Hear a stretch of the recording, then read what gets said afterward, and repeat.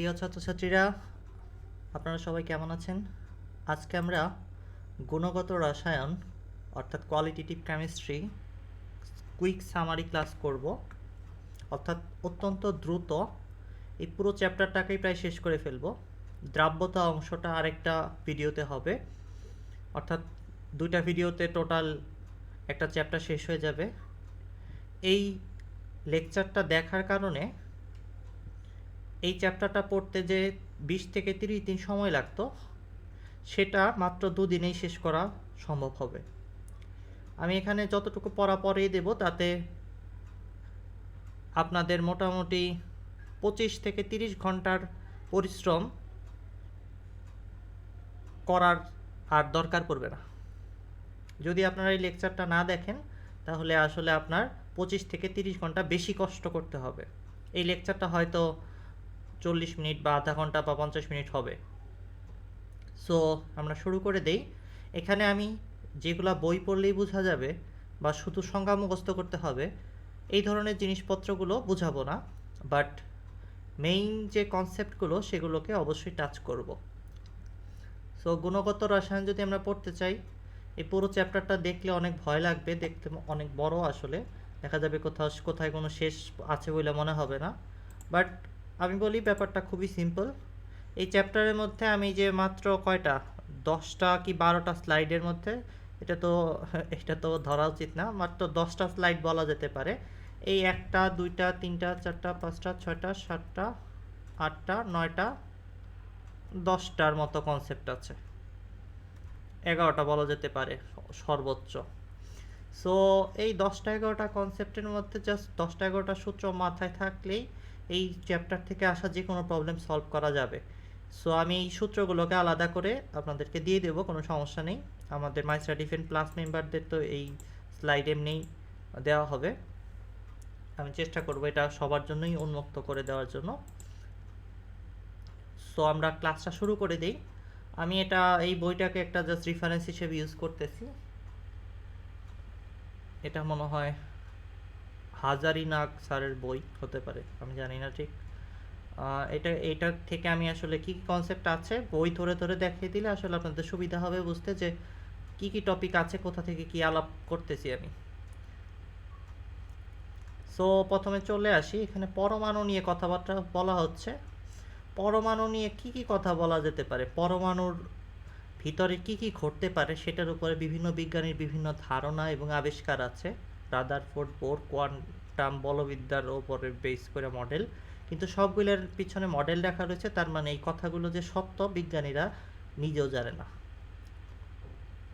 মডেলের উপরে বিশ্বাস করতে নাই। সিনেমায় মডেল মারা গেলে যেমন আমরা কান্না করি, কিন্তু আসলে সে মারা যায় নাই, ঠিক একই রকমভাবে এগুলো দেখে আমরা অনেক কিছুই বুঝবো পরমাণু সম্পর্কে, অনেক গভীরে ধারণা নেব, কিন্তু এটা যে বাস্তবের কোনো একদম 100% প্রমাণ এই বিজ্ঞানীরা নিজেরাও দিতে পারেন নাই। বাট এটা আমাদের কাজে লাগে, তাই আমরা শিখতেছি।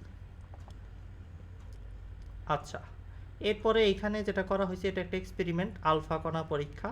আলফা কণার বিচ্ছুরণ ঘটে ঘটে দেখা গেছে যে পরমাণুর ভিতরের এই জায়গাটায় ওই যে বাধা পেয়ে ফিরে আসতেছে, তার মানে এই জায়গাটায় শক্ত কিছু আছে, ওটাকে নিউক্লিয়াস বলতেছে। এবং নিউক্লিয়াসের চার্জ যেহেতু বোঝা যাচ্ছে প্লাসকে বিকর্ষণ করে, ওই ঘটনা এখানে ঘটতেছে, আর মাইনাস এই প্লাসগুলোকে আকর্ষণ করে। তাই এইখানে এই যে চতুর্দিকে যে জিনিসগুলো আছে সেগুলো হলে আকর্ষণ করতেছে এই প্লাসগুলোরে, তাহলে চতুর্দিকে আছে ইলেকট্রন বা ঋণাত্মক কিছু, যেটার নাম ইলেকট্রন দেওয়া হয়েছে। মাঝখানের দিকে নিউক্লিয়াস আছে, সেটা বোঝা গেছে কেমনে, এটা বিকর্ষণ করতেছে প্লাস জিনিসগুলোকে, এবং এটার ভিতরে চার্জ থাকার কথা পজিটিভ চার্জগুলো।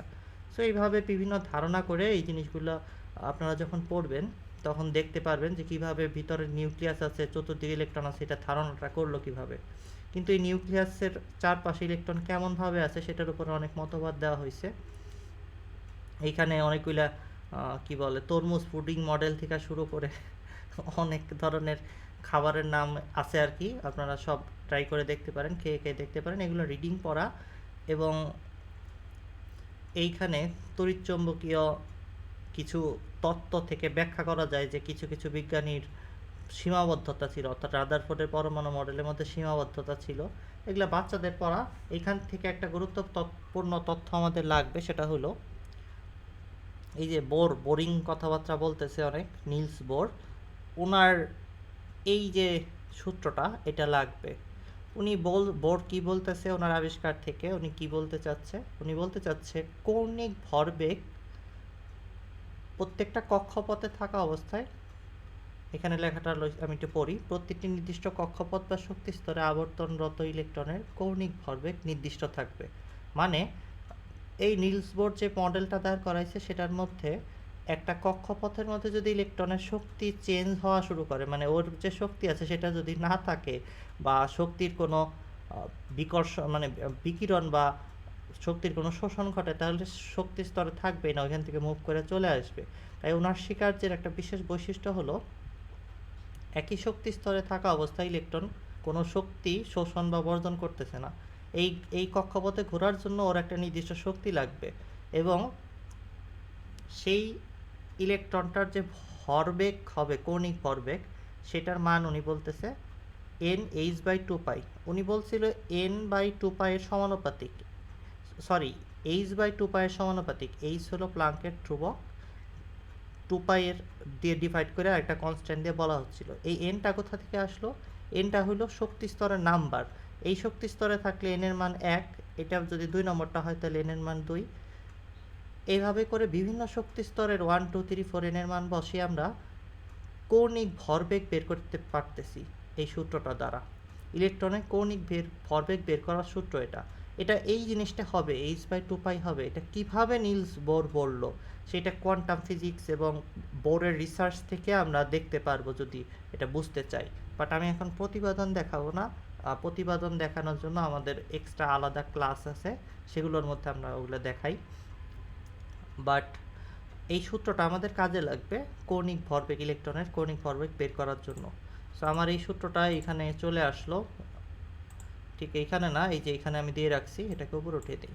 ওকে, আমরা এখান থেকে অনেক কিছু বের করতে পারি। কি কি বের করতে পারি? ইলেকট্রনটার ভর বের করতে পারি, ইলেকট্রনের বেগ বের করতে পারি, রৈখিক বেগ ভি, আর ইলেকট্রন যে কক্ষে ঘুরতেছে সেই ব্যাসার্ধটাও এই সূত্র থেকেই বের করা যাবে। কৌণিক ভরবেগ বলতে এই জিনিসটাকে বোঝাচ্ছে। এই জিনিসটাকে কিভাবে কৌণিক ভরবেগ বলা হইতেছে সেটা আমাদের অনেকের মাথায় প্যাচ লাগবে, কিন্তু আমি যে বললেই প্যাচ দূর হবে এমনটা আমার মনে হচ্ছে না, কারণ এটা আসলে একটু পদার্থবিজ্ঞান জানা থাকলে বোঝা যাবে। কৌণিক ভরকে বলা হয় আই, জড়তার ভ্রামক, আর বেগকে বলা হয় ওমেগা পদার্থবিজ্ঞানে। আই এর সূত্র হলো mr², ওমেগার সূত্র হলো v=ওমেগা r, তার মানে v/r। এখন যদি আমি একটু কাটাকাটি করি তাহলে mv/r, এটাই হয় কৌণিক ভরবেগ।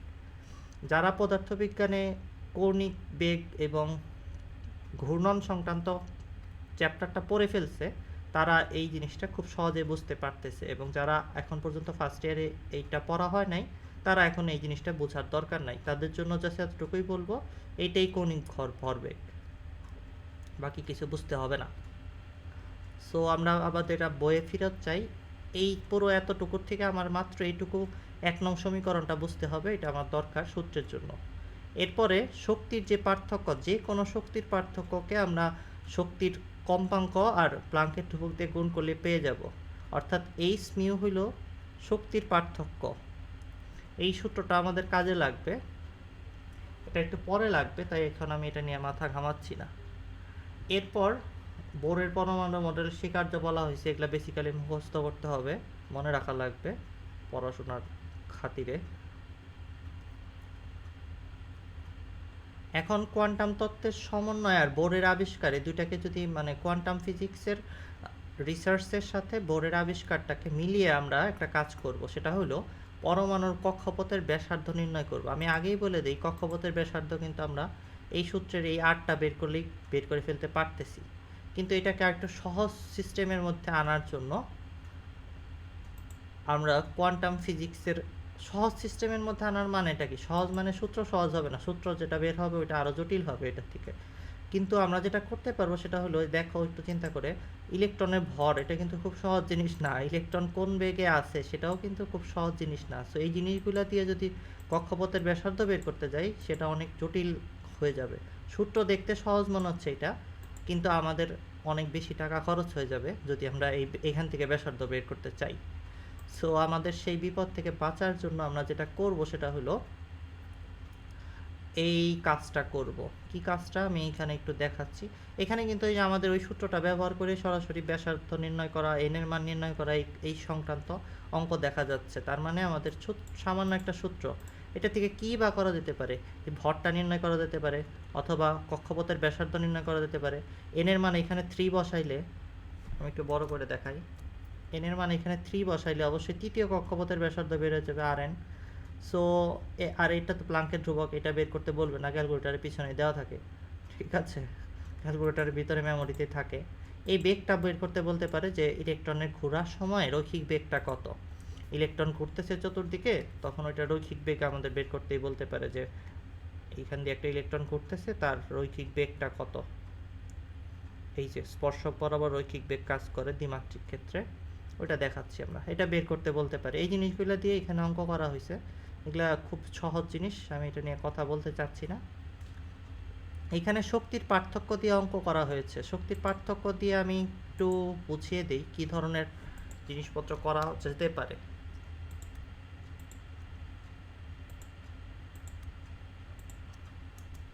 বেসিক্যালি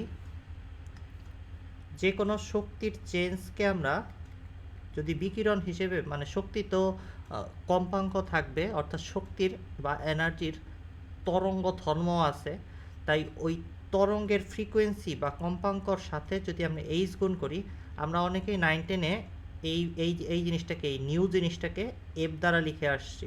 সো যে কোনো শক্তির পার্থক্যকে আমরা এইভাবে লিখতাম 9-10-এর দিকে মনে হয়, বাট কোয়ান্টাম ফিজিক্সের নোটেশনগুলোর মধ্যে এই এফের পরিবর্তে আমরা জেনারেলি নিউ ইউজ করব। এটা ইউজ করে আসলে আমরা এই নিউ দ্বারা আসলে শক্তির পার্থক্যটা বের করতে পারি। এই সূত্রর খুব সহজ মানেই হলো যে এনার্জিটা চেঞ্জ হচ্ছে সেই শক্তির ফ্রিকোয়েন্সি নিউ লাগবে, সেটা পেলে সেটার সাথে এইচ গুণ করে দিলেই কতখানি শক্তির চেঞ্জ হয়েছে সেটা আমরা বের করতে পারবো।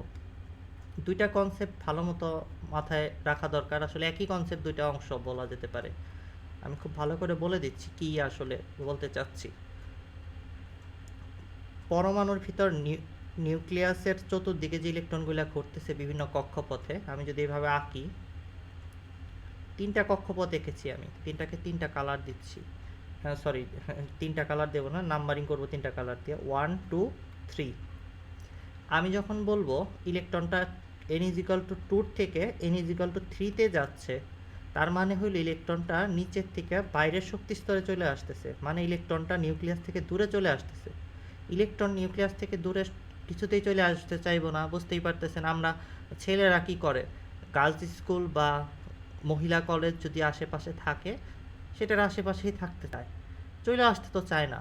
ঠিক একই রকমভাবে প্লাস চার্জের চতুর্দিকে আসলে ইলেকট্রনগুলো ঘোরাফেরা করে।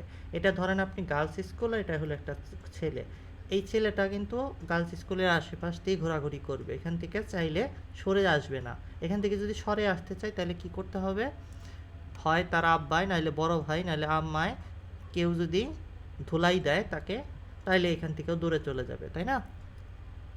সো বেসিক্যালি ইলেকট্রনের ক্ষেত্রে একই কথা প্রযোজ্য। ইলেকট্রনকে যদি আমি এখান থেকে এখানে আনতে চাই, দূরে সরাইতে চাই প্লাসের থেকে, তাহলে বাইরে থেকে শক্তি দিতে হবে। এই কথাটা তাহলে আমরা সবাই মাথায় গেঁথে নিতে হবে আমাদের খুব সুন্দর করে। n=2 থেকে n=3-তে গেলে শক্তি দিতে হবে।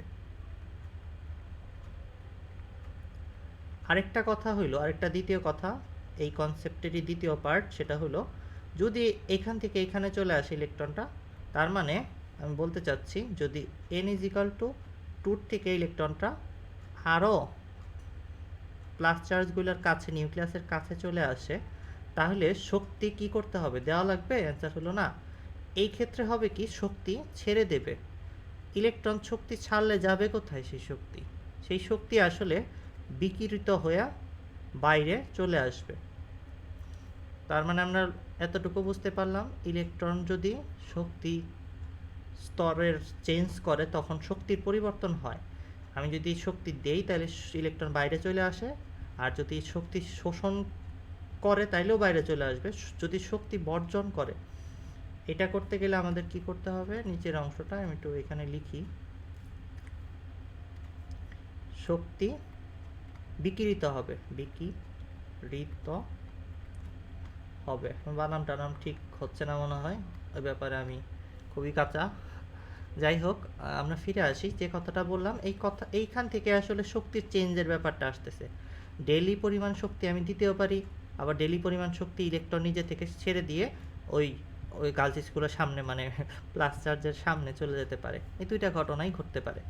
এই দুইটা ঘটনার মধ্যে শক্তি যে পরিবর্তন হচ্ছে সেটা আমরা এই যে বিকিরিত, যে কি বলতে পারি, আলো বলবো না বিকিরণ বলবো, বিকিরণই বলা উচিত। এই যে বিকিরণের যে কম্পাঙ্ক, সেটা আমি এখানে বসিয়ে দিলেই আসলে কতখানি শক্তির চেঞ্জ ঘটিয়ে ইলেকট্রন এই স্তর থেকে দ্বিতীয় স্তর থেকে প্রথম স্তরে আসছে সেটা আমরা বের করতে পারবো। এই তৃতীয় থেকেও প্রথমে আসলেও কিন্তু একই রকমভাবে একটা ডেলিস পাওয়া যাবে, তখন এই কম্পাঙ্কের মানটা হয়তো ভিন্ন হবে। সো এই সূত্রটা এইভাবে কাজ করে বেসিক্যালি। আর এই সূত্র দিয়ে ছোট ছোট অঙ্ক করা রয়েছে, এই অঙ্ক যে কোনো বাচ্চায় করতে পারবে। বাট আমি এখানে আরেকটা জিনিস বলে দিতে চাই, এই সূত্র দিয়ে অঙ্ক করার সময় আমাদের দরকার হবে, এই কনসেপ্টটার পাশাপাশি আমাদের খুব দরকার হবে কি সেটা বলে দিচ্ছি। এই সূত্রটার আরেকটু ভালো মতো বুঝতে হবে আমাদের। যেহেতু বিকিরিত হচ্ছে, এখানে রশ্মি বিকিরিত হচ্ছে, সেটা কিন্তু আলোর বেগেই হবে। আলোর বেগে যেহেতু হবে, আমরা 9-10 শব্দ চ্যাপ্টারে মনে হয় এরকম জিনিস পড়ছিলাম, বেগ V is equal to F lambda. Lambda ছিল তরঙ্গ দৈর্ঘ্য। এইখানে যে বেগটা আছে, বিকিরণের বেগটা হলো আলোর বেগ, ওটাকে সি দ্বারা লেখা হয় পদার্থবিজ্ঞানে, রসায়নেও, কেমিক্যাল ফিজিক্সেও বলা যেতে পারে। সি ইজিক্যাল টু আমরা লিখব, এফ তো লিখবো না, এখানে মিউ লিখবো, ল্যামডা লিখবো। তার মানে আমি যদি বলি এই ফ্রিকোয়েন্সি মিউ, এটা ইজিক্যাল টু কি, সি বাই ল্যামডা। তো এখান থেকে আমি আমাদের যে সমীকরণটা আছে ওইটার আরেকটা রূপ বের করে আনতে পারি।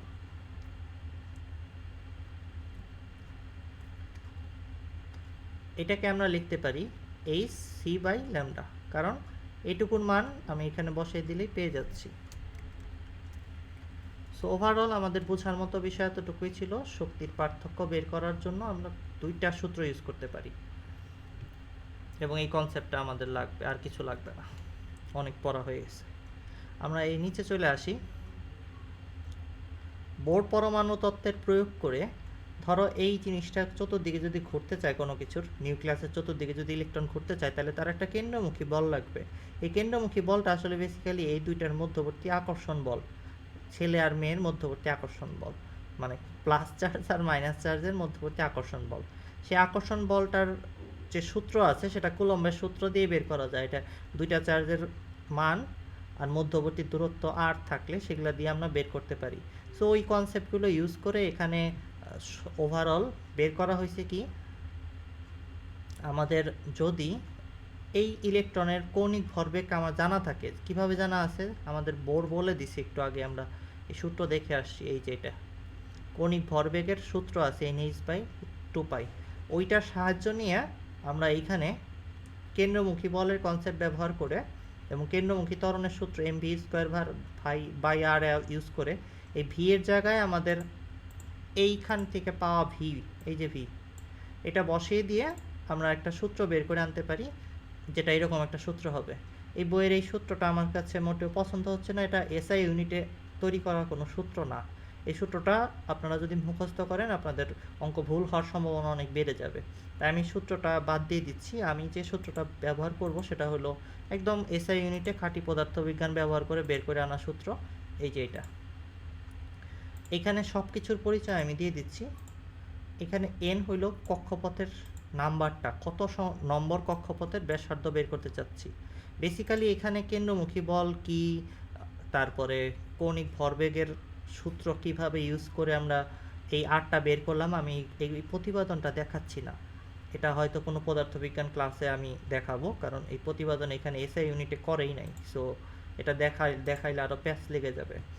সো বেটার হবে আমি এই সূত্র দ্বারা কী বের করছি সেটা একটু বোঝাই। সামারি ক্লাসে প্রতিবেদন দেখিয়ে সময় নষ্ট করব না, আপনাদের সময় অত্যন্ত মূল্যবান। আমি যেটা বের করতে চাচ্ছি সেটা হলো এইটুকু দৈর্ঘ্যটা কত, এই দূরত্বটা কত, এটা R1, এটাকে আমি বলবো R2, মানে কক্ষপথের যে ব্যাসার্ধটা সেটা বের করতে চাচ্ছি। ইলেকট্রন যে ঘুরতেছে কি জিনিস, মানে কি পরিমাণ দূরত্ব কেন্দ্র করে ঘুরতেছে, কেন্দ্রের দূরত্বটা কত, আসলে নিউক্লিয়াস থেকে ওই কক্ষপথটার দূরত্বটা কত সেটা আমরা বের করতে চাচ্ছি। সো সেটা আমরা যদি বের করতে চাই, সেখানে R1 যদি বের করতে চাই তাহলে n এর মানটা হবে 1, R2 যদি বের করতে চাই তাহলে n এর মানটা হবে 2, এখানে 2 বসাইতে হবে। সো ওভারঅল এই সূত্রের মধ্যে এই হলো প্লাঙ্ক কনস্ট্যান্ট, যেটা ক্যালকুলেটারেই দেওয়া থাকে, মুখস্থ করার দরকার নাই। এটা এফ সাইন নট জেনারেলি আমরা কোনো মাধ্যম না বলে দিলে কুলম্বের সূত্রের মধ্যে এফ সাইন নট হিসেবে এটা ইউজ করি, অর্থাৎ শূন্য মাধ্যমের ভেদনযোগ্যতা পারমিটিভিটি ইউজ করি। ভেদনযোগ্যতা কী জিনিস সেটা কুলম্বের সূত্রের ব্যাখ্যা আমি যেখানে করেছি পদার্থবিজ্ঞান ক্লাসে, ওই জায়গা থেকে দেখতে হবে। আসলে ফিজিক্স স্থির তরিতে মনে হয় এই জিনিসটা আমি শেখাই। যাই হোক, ভেদনযোগ্যতা নিয়ে কথা বলবো না, এটাও ক্যালকুলেটারের পিছনে পাওয়া যাবে। এফসাইন নট কনস্ট্যান্ট খুঁজলেই ক্যালকুলেটারের মধ্যে দেওয়া থাকে, ফ্রিতেই পাওয়া যাবে, মুখস্থ করতে হবে না। আর পায়ের মানটা 3.1416 বসাবো। দেখেই বোঝা যাচ্ছে ইলেকট্রনের ভর এটা। আর এটা আসছে কোথা থেকে, ওই যে এখান থেকে আসছে। আমরা এই সূত্রটাই তো বানাইছি দুইটা সূত্র কম্বিনেশন করে, কুলম্বের সূত্র আর হলো নিলস বোরের সূত্র বা স্বীকার্য। তাই কুলম্বের সূত্রের এফসাইন নট চলে আসছে, তারপরে এই যে আর চলে আসছে, এই যে আর, এবং কুলম্বের সূত্রের দুইটা চার্জের মধ্যবর্তী যে আধানের গুণফল সেটা হলো ই স্কোয়ার, দুইটা ই আছে তাই ই স্কোয়ার দেওয়া হচ্ছে। আর জেড হইল পারমাণবিক সংখ্যাটা। পারমাণবিক সংখ্যা বলতে আসলে আমরা বোঝাচ্ছি যে চতুর্দিকে যে কণার সংখ্যাটা রয়েছে, পারমাণবিক সংখ্যাটা, সেটা আমরা জেড দ্বারা প্রকাশ করতেছি। হাইড্রোজেন হলে জেডের মান কত, জেডের মধ্যে পারমাণবিক সংখ্যা হিসেবে আছেই, জেডের মান 1 হিসেবে ধরে নেব আমরা। এই যে পারমাণবিক সংখ্যা কিন্তু আমরা জানি পর্যায় সারণী থেকে পাওয়া যাবে বিভিন্ন এলিমেন্টের পারমাণবিক সংখ্যা। তো জেডের পরিচয়টার নাম, আর এটাও ক্যালকুলেটারে পাওয়া যাবে, এটা ইলেকট্রনের চার্জ।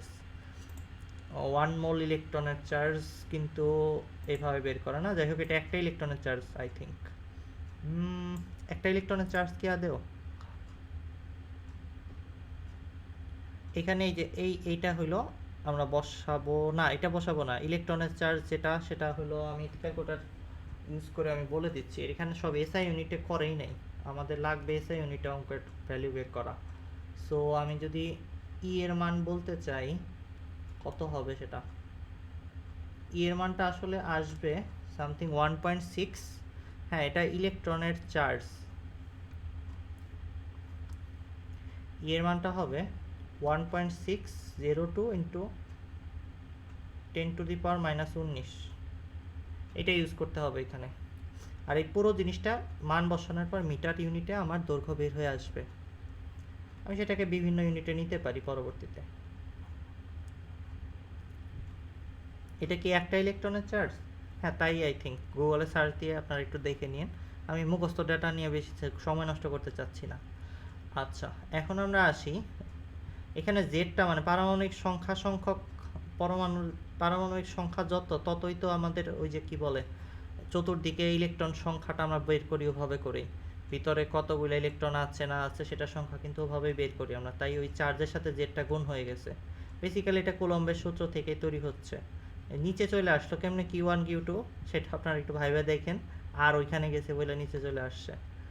সো ওভারঅল আমরা এখন যেটা করব সেটা হলো এই এন বাদে বাকি সব কিন্তু ফিক্স বলা যায়, এই এনটাই শুধু চেঞ্জ হচ্ছে, বাকি সব পারমাণবিক সংখ্যা যদি বলি সেটা কিন্তু একটা অ্যাটমের জন্য চেঞ্জ হবে না, মানে হাইড্রোজেন অ্যাটম, নাইট্রোজেন অ্যাটম বা অন্য কোনো অ্যাটমে যাই না কেন আমরা, সব অ্যাটমের জন্য কিন্তু আমরা দেখব যে জেড এর মানটা ফিক্স হয়ে যাচ্ছে। তো এই সব কিছুই মোটামুটি ফিক্স, তাই আমরা বলতে পারি যে R1 মানে হলো এখানে এন এর মান 1। তো R1 এন এর মান 1 বসে এই পুরো জিনিসটা পাওয়া যাবে। অর্থাৎ আমি যদি এটা কেটে দেই তাহলে এটাই হলো R1। এই R1 জিনিসটা এই পাশে দিয়ে আমরা বলতে পারি যে প্রথম কক্ষপথের যে ব্যাসার্ধ সেইটার সাথে এন স্কোয়ার দ্বারা গুণ করে আরেকটা শর্টকাট সূত্র বানানো যেতে পারে যে কোনো পরমাণুর জন্য। হাইড্রোজেনের জন্য আমরা যদি বানাইতে চাই তাহলে আমাদের হাইড্রোজেনের জন্য এখানে এইচ এন এর মান 1 আর জেড এর মান কত বসাবো, হাইড্রোজেনের পারমাণবিক সংখ্যা 1 বসাবো। এই সব বসানোর পরে পুরো জিনিসটা ক্যালকুলেশন করলে অ্যান্সার আসবে 0.53 অ্যাংস্ট্রন। অ্যাংস্ট্রন কিন্তু 10 অ্যাংস্ট্রনে মাত্র 1 মিটার হয়, এটা অনেক ছোট ইউনিটেই চলে যাব আমরা, বোঝাই যাচ্ছে। সো এটা দিয়ে আসলে হবেটা কি, এই যে সূত্রটা বের করলাম এটার সুবিধাটা কি, এটা এখন হাইড্রোজেনের জন্য, হাইড্রোজেনের চতুর্দিকে যে কক্ষপথ আছে R3 যদি চাই সেগুলোর ব্যাসার্ধ বের করা অনেক সহজ হবে। 3 স্কোয়ার ইন্টু 0.53 অ্যাংস্ট্রন, ব্যাস আমরা হাইড্রোজেনের তৃতীয় কক্ষপথ যদি কল্পনা করি সেটার ব্যাসার্ধ বের করে ফেলতে পারবো। আমাকে এরকম প্রশ্ন করলে আমি বলি হাইড্রোজেনের তৃতীয় কক্ষপথ নাই। ছোটোবেলায় আমি এরকম দুষ্টামি করতাম এবং সরাসরি এগুলো লিখে দিতাম মাঝে মাঝে, যদিও ব্যাপারটা মজার। আর কক্ষপথ তো আসলে এমনিও নাই, জিনিসটাই তো কাল্পনিক। তারপরে আমি মজা করার জন্য লিখে দিতাম যে হাইড্রোজেন এর মাত্র একটাই কক্ষপথ আছে যেখানে একটা ইলেকট্রন আছে, বাট তৃতীয় কক্ষপথের ব্যাসার্ধ বের করা যায় কারণ পুরো ব্যাপারটাই কাল্পনিক। R2 যদি বের করতে বলে তাহলে 2 স্কোয়ার ইন্টু 0.53। এই সূত্রের মজা হলো আমরা এত ডেন্স ক্যালকুলেশন ছাড়াই হাইড্রোজেনের বিভিন্ন কক্ষপথের ব্যাসার্ধ বের করে ফেলতে পারতেছি। কিন্তু আনকমন কোনো কিছু যদি হাইড্রোজেন না হয়, যেটা পারমাণবিক সংখ্যা অন্য কিছু 1 2 3 4 5 6 কিছু একটা হইতে পারে, সেটার জন্য যদি বলে এবং সেটার যে কক্ষপথের জন্য বলবে প্রথম দ্বিতীয় তৃতীয় চতুর্থ, সেই এন এর মান ওগুলা বসিয়ে আমাদের এই সূত্র ব্যবহার করে এন এর মান মিটারে বের করে তারপরে অ্যাংস্ট্রংয়ে নিয়ে যেতে হইতে পারে। অ্যাংস্ট্রং যদি বলে নিয়ে যেতে তাহলে নিয়ে যাব, না নিয়ে গেলেও মিটারে রেখে দেব। এখন একটা শক্তি স্তরে থাকা অবস্থায় ইলেকট্রনের শক্তিও তো থাকে, মানে এই শক্তি স্তরে এই ইলেকট্রনটা রয়েছে, এটা কত শক্তি নিজের মধ্যে ধরে রাখছে সেইটার মান হইল এই সূত্র দ্বারা বের করা যায়। এইটাও এখান থেকে বের করে আনা যায়, আমাদের বেগ এবং শক্তির সূত্র মানে গতিশক্তির সূত্র স্থিতিশক্তির সূত্র মিলায়ে আমরা বের করে আনতে পারবো।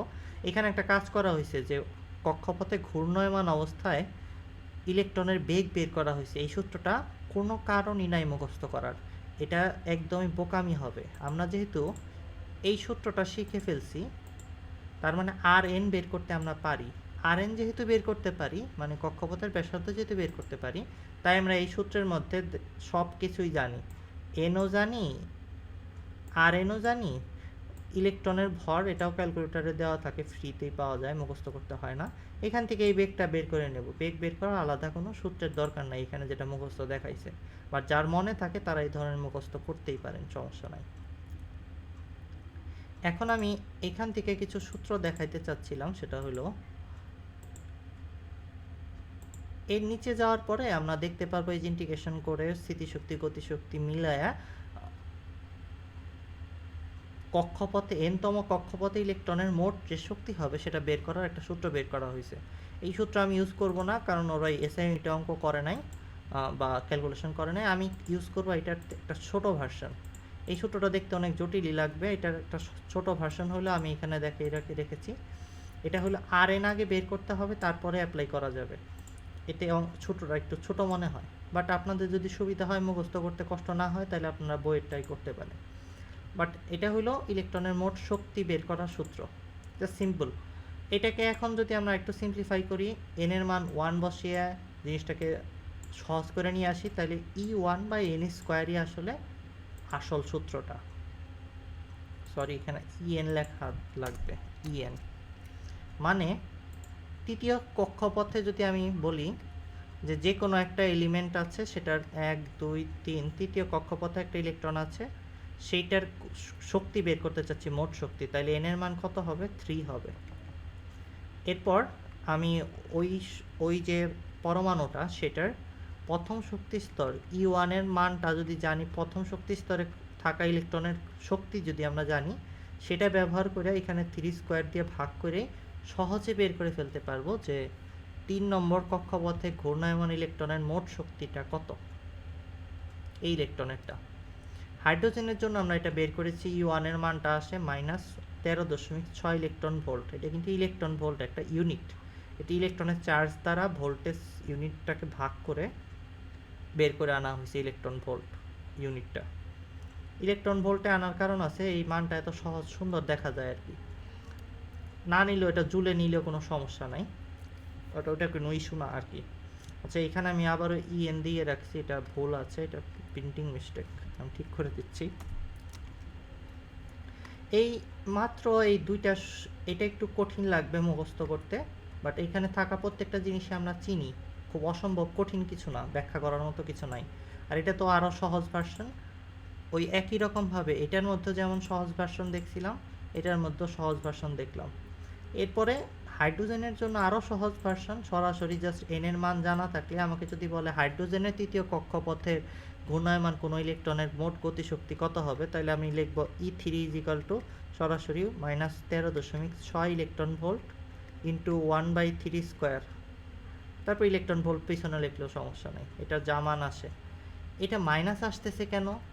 ইলেকট্রনের ভেতরে এই শক্তিটা যদি আমি দেই, তাইলে এই শক্তি পেয়ে এই শক্তি স্তর থেকে আবার বের হয়ে আসবে ইলেকট্রনটা।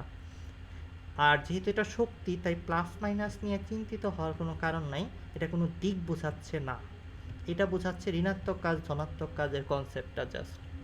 সেটা পরমাণুর সাপেক্ষে একরকম হবে, আমাদের সাপেক্ষে আরেক রকম হবে। সো এটা নিয়ে বেশি মাথা ঘামিয়ে লাভ নাই, এইখানে যেভাবে সূত্র ডিরাইভ করা হয়েছে ওতে মাইনাসই আসে। এটার একটা কারণ আছে, ওইখানে বিভব মাইনাসের কারণ আমি এখন ব্যাখ্যা করব না, আসলে আমি বললেই অনেক সময় লেগে যাবে। বাট এই জিনিসগুলো দিয়ে আমাদের অঙ্ক আসবে, বিভিন্ন ধরনের অঙ্ক প্র্যাকটিস করতে হবে এই দুইটা জিনিস দিয়েই। বেশিরভাগ ক্ষেত্রে অবজেক্টিভে অঙ্ক আসে এই দুইটা থেকে, এটার দ্বারা এবং এইটার দ্বারা। কীরকম অঙ্ক আসে আমি একটু বুঝিয়ে দিই। অবজেক্টিভের মধ্যে E1/E2 সাথে রিলেশনটা কীরকম হবে, আমি যদি বলি এটা E2, তাহলে E1/E2 আসলে কীরকম হবে, এটা কিন্তু বোঝাই যাচ্ছে যে n² ব্যস্তানুপাতিক জিনিসটা, তার মানে n2²/n1² জিনিসটা এরকম হবে। আমরা যদি কি বলে অবজেক্টিভে দেখি যে n এর মান বলে দিছে, দ্বিতীয় কক্ষপথের শক্তি বলে দিছে, প্রথমটা বের করতে হবে, তাহলে এখানে 1 বসিয়া আমরা এটা বের করে নিয়ে আসব। এই ধরনের অবজেক্টিভ করা যেতে পারে, যেহেতু সমানুপাতিক সম্পর্ক আছে ই এর সাথে এন এর একটা সম্পর্ক আছে, ব্যস্তানুপাতিক সম্পর্ক আছে, সমানুপাতিক বললাম সরি। এই সম্পর্কগুলো থেকে আমরা বিভিন্ন ধরনের অবজেক্টিভ সলভ করতে পারবো খুব সহজেই। E5 এর সাথে E6 এর রিলেশন বের করতে পারবো, যে কোনো কিছু। এই আর এর মধ্যে একই ধরনের ক্যালকুলেশন আমরা করতে পারি, যেমন R5 এর সাথে R50 আমরা দিলাম, ধরেন দেওয়া রয়েছে যে সামথিং n5² n50², এটা কিন্তু সমানুপাতিক সম্পর্ক দেখে বোঝাই যাচ্ছে। R1 মনে করেন ধ্রুবকই, একটা পরমাণুর জন্য তো R1 চেঞ্জ হচ্ছে না, সো এইটার সাথে এটা সমানুপাতিক আছে, তাই আমরা এই ধরনের সম্পর্ক ডিজাইন করে এই তিনটা তথ্য দেওয়া থাকলে, এটা দেওয়া থাকলে আমরা এগুলো বসিয়ে দিয়ে R5 এর মানটা বের করে ফেলতে পারতাম। এই ধরনের অবজেক্টিভ অনেক আসে পরীক্ষায়। সো এগুলা করার পরে এখানে দেখা যাচ্ছে শোরিঞ্জার সমীকরণ সলভ করা হচ্ছে, সলভ আসলে করে নাই যদিও। শোরিঞ্জার ইকুয়েশন, হাইজেনবার্গের অনিশ্চয়তার প্রিন্সিপাল, এটা থেকে বেশিরভাগ অঙ্ক আসবে না, বাট কনসেপচুয়ালি যদি আমরা বুঝতে চাই, এটা অনেক ডিপ কনসেপ্টে যেতে হবে, ওয়েভ ফ্রন্ট ইকুয়েশন সলভ করতে হয়। আমি ওই দিকে যাচ্ছি না, আমি একটু সহজভাবে কথা বলতে চাচ্ছি। আমাদের এইটা লাগবে, এই সূত্রটা লাগবে, এটা হলো একই জিনিসের ডুয়ালিটি, মানে পার্টিকেল ওয়েভ ডুয়ালিটির থেকে আসা সম্পর্ক।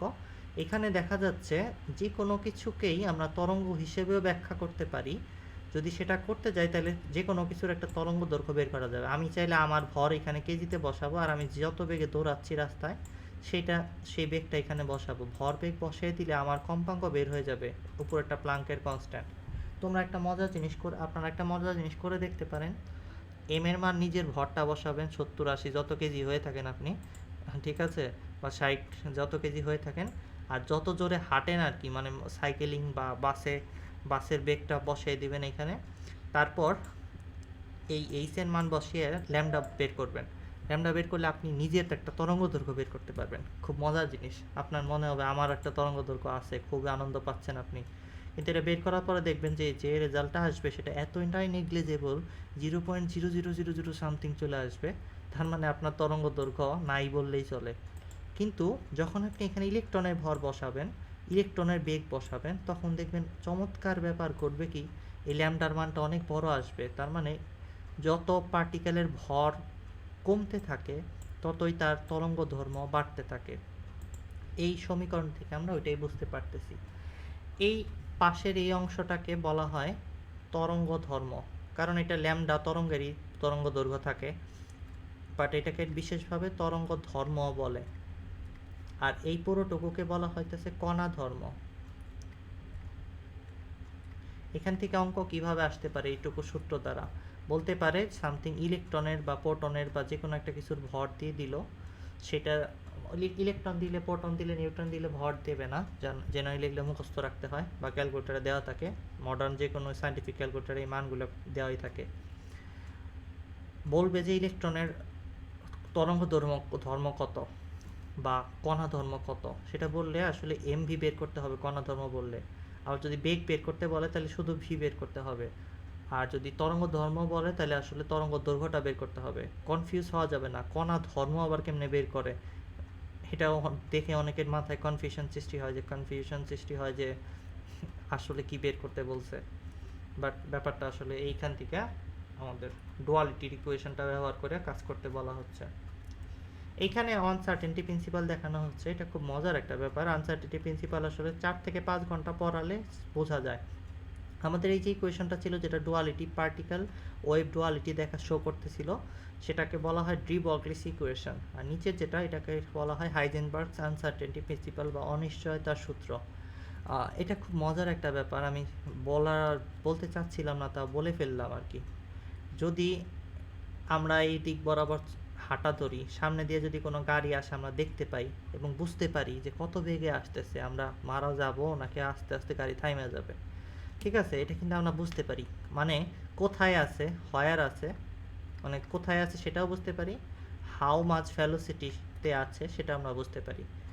কিন্তু যদি পরমাণুর জগতে চলে যাই, কোয়ান্টাম ওয়ার্ল্ডে একটা মজার ব্যাপার হইল, হাইজেনবার্গ যেটা প্রুভ করেছে, বিজ্ঞানীরা অনেক চেষ্টা করে দেখতেছিল যে পরমাণুর জগতে একটা ইলেকট্রন পাশের আরেকটা ইলেকট্রন কত বেগে আসতেছে সেটা যদি জানা ফেলে, তাইলে সে আসলে ভরবেগের এইখানে পার্সেন্টেজটা 100% করে ফেলছে বলা যেতে পারে। মানে ভরবেগটা কত সেটা জানা ফেলছে। যদি এটা জানা ফেলে তাইলে কোনোভাবেই বোঝা যাবে না যে ইলেকট্রনটা থেকে সামনে যে আরেকটা ইলেকট্রন আসতেছে সেটার দূরত্বটা কত। সো বিজ্ঞানীরা চমকে যাচ্ছিল, অনেক কষ্ট করেও কিছু বুঝতে পারতেছিল না ঘটনা কি। এরপরে আবার দেখলো যদি দূরত্ব জানতে পারে তাহলে কত বেগে আসতেছে কাছে সেটা জানতে পারে না, ছোট হিসাব করা যাচ্ছে না। তো বিজ্ঞানীরা অনেক কষ্ট করেও কিছুই করতে পারতেছিল না। তখন হাইজেনবার্গ বুঝাইলো বিজ্ঞানীদের যে দেখেন, আপনারা যেটা করতে চাচ্ছেন ওইটা গাণিতিকভাবেই সম্ভব না, এটাই আসলে অনিশ্চয়তার সূত্র। অনিশ্চয়তা সৃষ্টি হচ্ছে পার্টিকেল লেভেলে, কারণ ওইটা ওয়েভ ধর্ম অর্থাৎ তরঙ্গ ধর্ম ওদের বেড়ে যাচ্ছে। তার মানে আমি যে কথাটা বলতে চাচ্ছি, তুমি যদি একটা ইলেকট্রন হইতা তাহলে তোমার পাশের থেকে কত জোরে কে আইসা গুতা দেবে সেটা তুমি যদি জাইনা ফেলো, তাইলে তুমি জানতে পারবা না যে ওইটা কত দূরে আছে তোমার কাছ থেকে। আবার যদি তুমি জাইনা ফেলো যে তোমার পাশেই আছে, তাহলে কত বেগে আইসা তোমাকে গোতা দেবে এটা তুমি জানো না। এইটাই আসলে আনসার্টেনটি প্রিন্সিপালের বেসিক কথা, যেটা ম্যাথমেটিক্যাল এক্সপ্রেশন হিসেবে এভাবে লেখা হয়েছে। আমি একটু বুঝিয়ে বলি, খুব সহজ ব্যাপার এটা। যদি আমি ডেল্টা পির মানটা বাড়াই তাহলে কি হবে, ডেল্টা পি এই পাশে যায় ভাগ হয়ে এই জায়গায় বসবে। আর এই জায়গাটায় যদি ডেল্টা পির মানটা সামথিং বেশি হয়, মানে 100%-এর দিকে চলে আসে, অর্থাৎ ডেল্টা পি বের করতে আমরা সক্ষম হই, তাইলে এই জিনিসের যে অনিশ্চয়তা সেটা প্রচণ্ডভাবে কি হবে, বেড়ে যাবে। যদি আমরা এটা বের করতে পারি তাহলে এটার মানটা অনেক বেড়ে যাবে। মানে এটা যদি নিশ্চিত হয় তাহলে এটা অসীমভাবে অনিশ্চিত হয়ে যাবে। এই দুইটাই আসলে নির্ণয়ের অনিশ্চয়তা বোঝাচ্ছে। যদি আমরা বলি এটা 0 তাহলে কি হবে, এটা 100% বলতে আমি বোঝাচ্ছিলাম আসলে যে এটার অনিশ্চয়তা 0 হয়ে গেছে। কোনো কিছু যদি আমরা পাওয়া যাই, আমাদের কোনো একটা মোবাইল ফোন হারিয়ে গেছে, আমরা যদি সেটা পেয়ে যাই তাহলে সেটা পাওয়ার অনিশ্চয়তা কি থাকবে? থাকবে না, 0 হয়ে যাবে। এই জিরো দিয়ে যদি আমি এই পাশে জিনিসটাকে ভাগ করি তাহলে কি আসবে, এটা কি আসবে, ডেল এক্সটা অসীম আসবে। তার মানে এই যে ডেল এক্স মানে হলো অবস্থানের অনিশ্চয়তা, সেটা ম্যাক্সিমাম হয়ে যাবে। আবার যদি এটার উল্টা কথা বলি, ডেল এক্সটাই যদি এবার জিরো হয়, তার মানে আমি জিনিসটা কত দূরে আছে সেটা পেয়ে গেছি, জেনে গেছি, তার মানে ডেল এক্স জিরো, অনিশ্চয়তা নাই কোনো, আমার থেকে কত দূরে আছে আমি সেটা বুঝে গেছি। তাহলে ডেল্টা পি কত হবে, ডেল্টা পি হবে ইনফিনিটি, মানে ওইটার অনিশ্চয়তা অনেক বেড়ে যাবে। সো এই পুরো জিনিসটাকে আনসার্টেনটি প্রিন্সিপাল কি বলে সেটাকে একটা ইকুয়েশনে লেখার চেষ্টা করা হয়েছে এখানে। যে ভরবেগের অনিশ্চয়তা এই অংশটা, এটাকে বলে অবস্থানের অনিশ্চয়তা। আপনারা সবাই নোট করে লিখে রাখেন, এটাকে বলা হয় অবস্থানের অনিশ্চয়তা, এটাকে বলা হয় ভরবেগের অনিশ্চয়তা। আর এটা অ্যাপ্রক্সিমেটলি h/4 সমান হয়। আর আর প্লাঙ্কের ধ্রুবকের রিডিউস ভার্সন, এটা হলো রিডিউস প্লাঙ্ক কনস্ট্যান্ট। এটা বেসিক্যালি 2π দ্বারা এইচকে ভাগ করে বানানো হয়েছে, আর কিছু না। আচ্ছা, আমরা চলে আসি রিডবার্গের ধ্রুবকের কাছে। এই জিনিসগুলো নিয়ে এখানে এত বয়ান দেওয়া হয়েছে। এরপর শোরিঞ্জার ইকুয়েশন, এটা মুখস্থ রাখতে হবে, এবং শোরিঞ্জার ইকুয়েশনে সাই প্রুফ এই জিনিসগুলা নিয়ে অনেক মুখস্থ কথাবার্তা বলা হয়েছে। আইগেন ফাংশন, আইগেন ভ্যালু, এই জিনিসগুলো মানে কোয়ান্টাম ফিজিক্সের আমি যদি কোনো লেকচার সিরিজ ক্রিয়েট করি তাইলে আপনারা শুধু দেখতে পারবেন।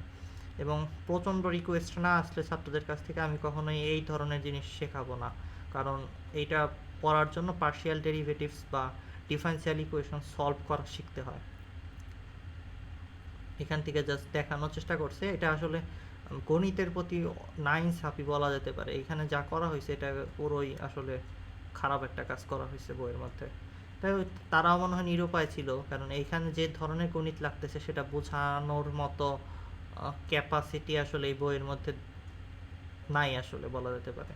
তো দেওয়ার চেষ্টা করেছে, তারপরে কিছু, যাই হোক, হয়তো ভালো কাজ ছিল, আমার মনে হচ্ছে না। আচ্ছা, এরপরে আমরা যেটা এখান থেকে রিডবার্গের মানে কি বলে, রিডবার্গের যে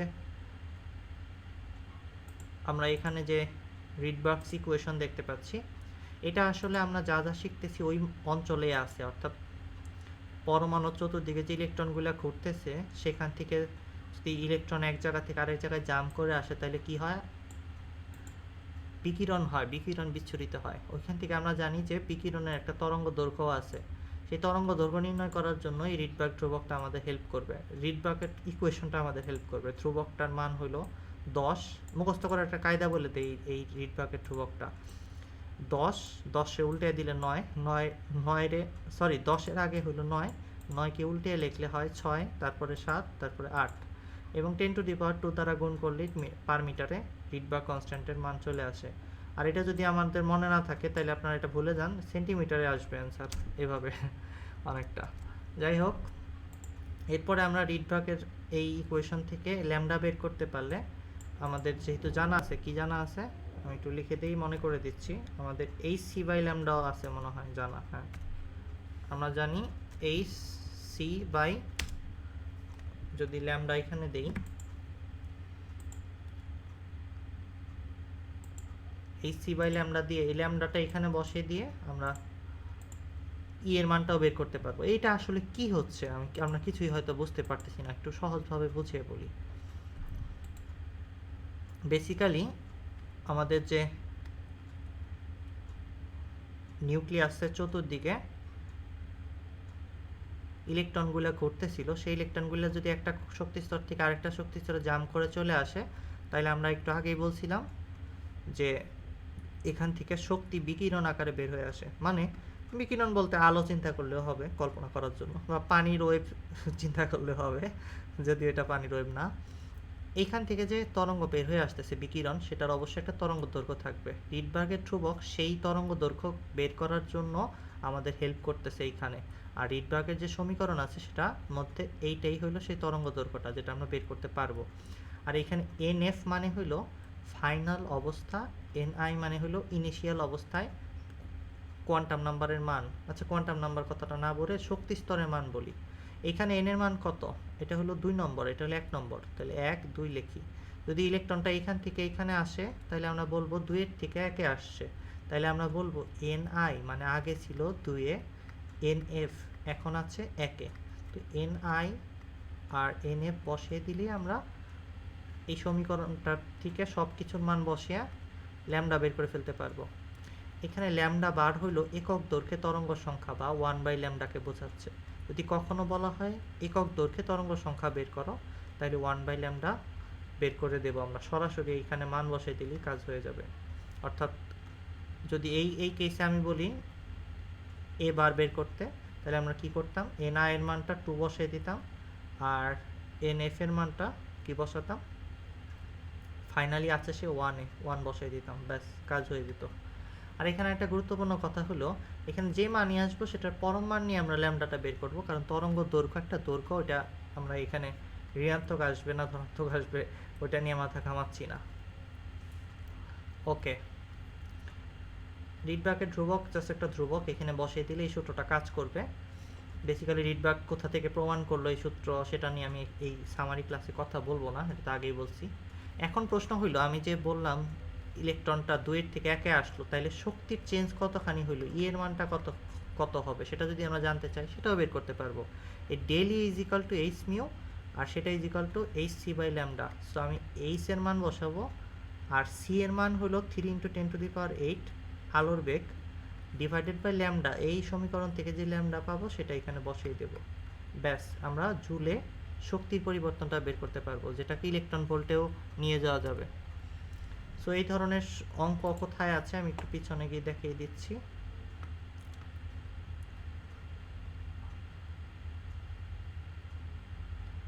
রিডবার্গের সমীকরণ ব্যবহার করে বিভিন্ন ধরনের অঙ্ক করা যায়। এখানে এখানে এখানে আমাদের আবার ব্যাক করে আসা লাগবে না। আচ্ছা, আমি তাহলে কি এটা একটু পরে পড়াবো না, যেহেতু আমরা এটা দেখে ফেলেছি, এটা আবার পরে পড়ানোর কোনো দরকারই নেই। আমরা রিডবার্গের ধ্রুবকের কাছে চলে যাই আগে। এই জিনিসগুলো আমরা আবার দেখবো এসে, যে এইগুলা কি রয়েছে, আমরা পিছিয়ে এসে আবার দেখব।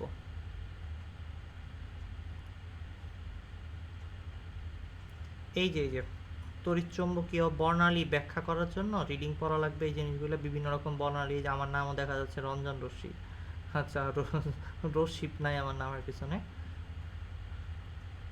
এই যে এখানে আসলে দেখানো হওয়ার কথা, একটু পিছনে যাই। এই সময় এইগুলা সব আপনারা সবাই পারবেন, ইজিক্যাল টু এইচ মিউ দিয়ে বিভিন্ন ধরনের জিনিসপত্র করা হচ্ছে, বাচ্চাদের খেলা এগুলা, আপনারা এগুলো সবই পারবেন।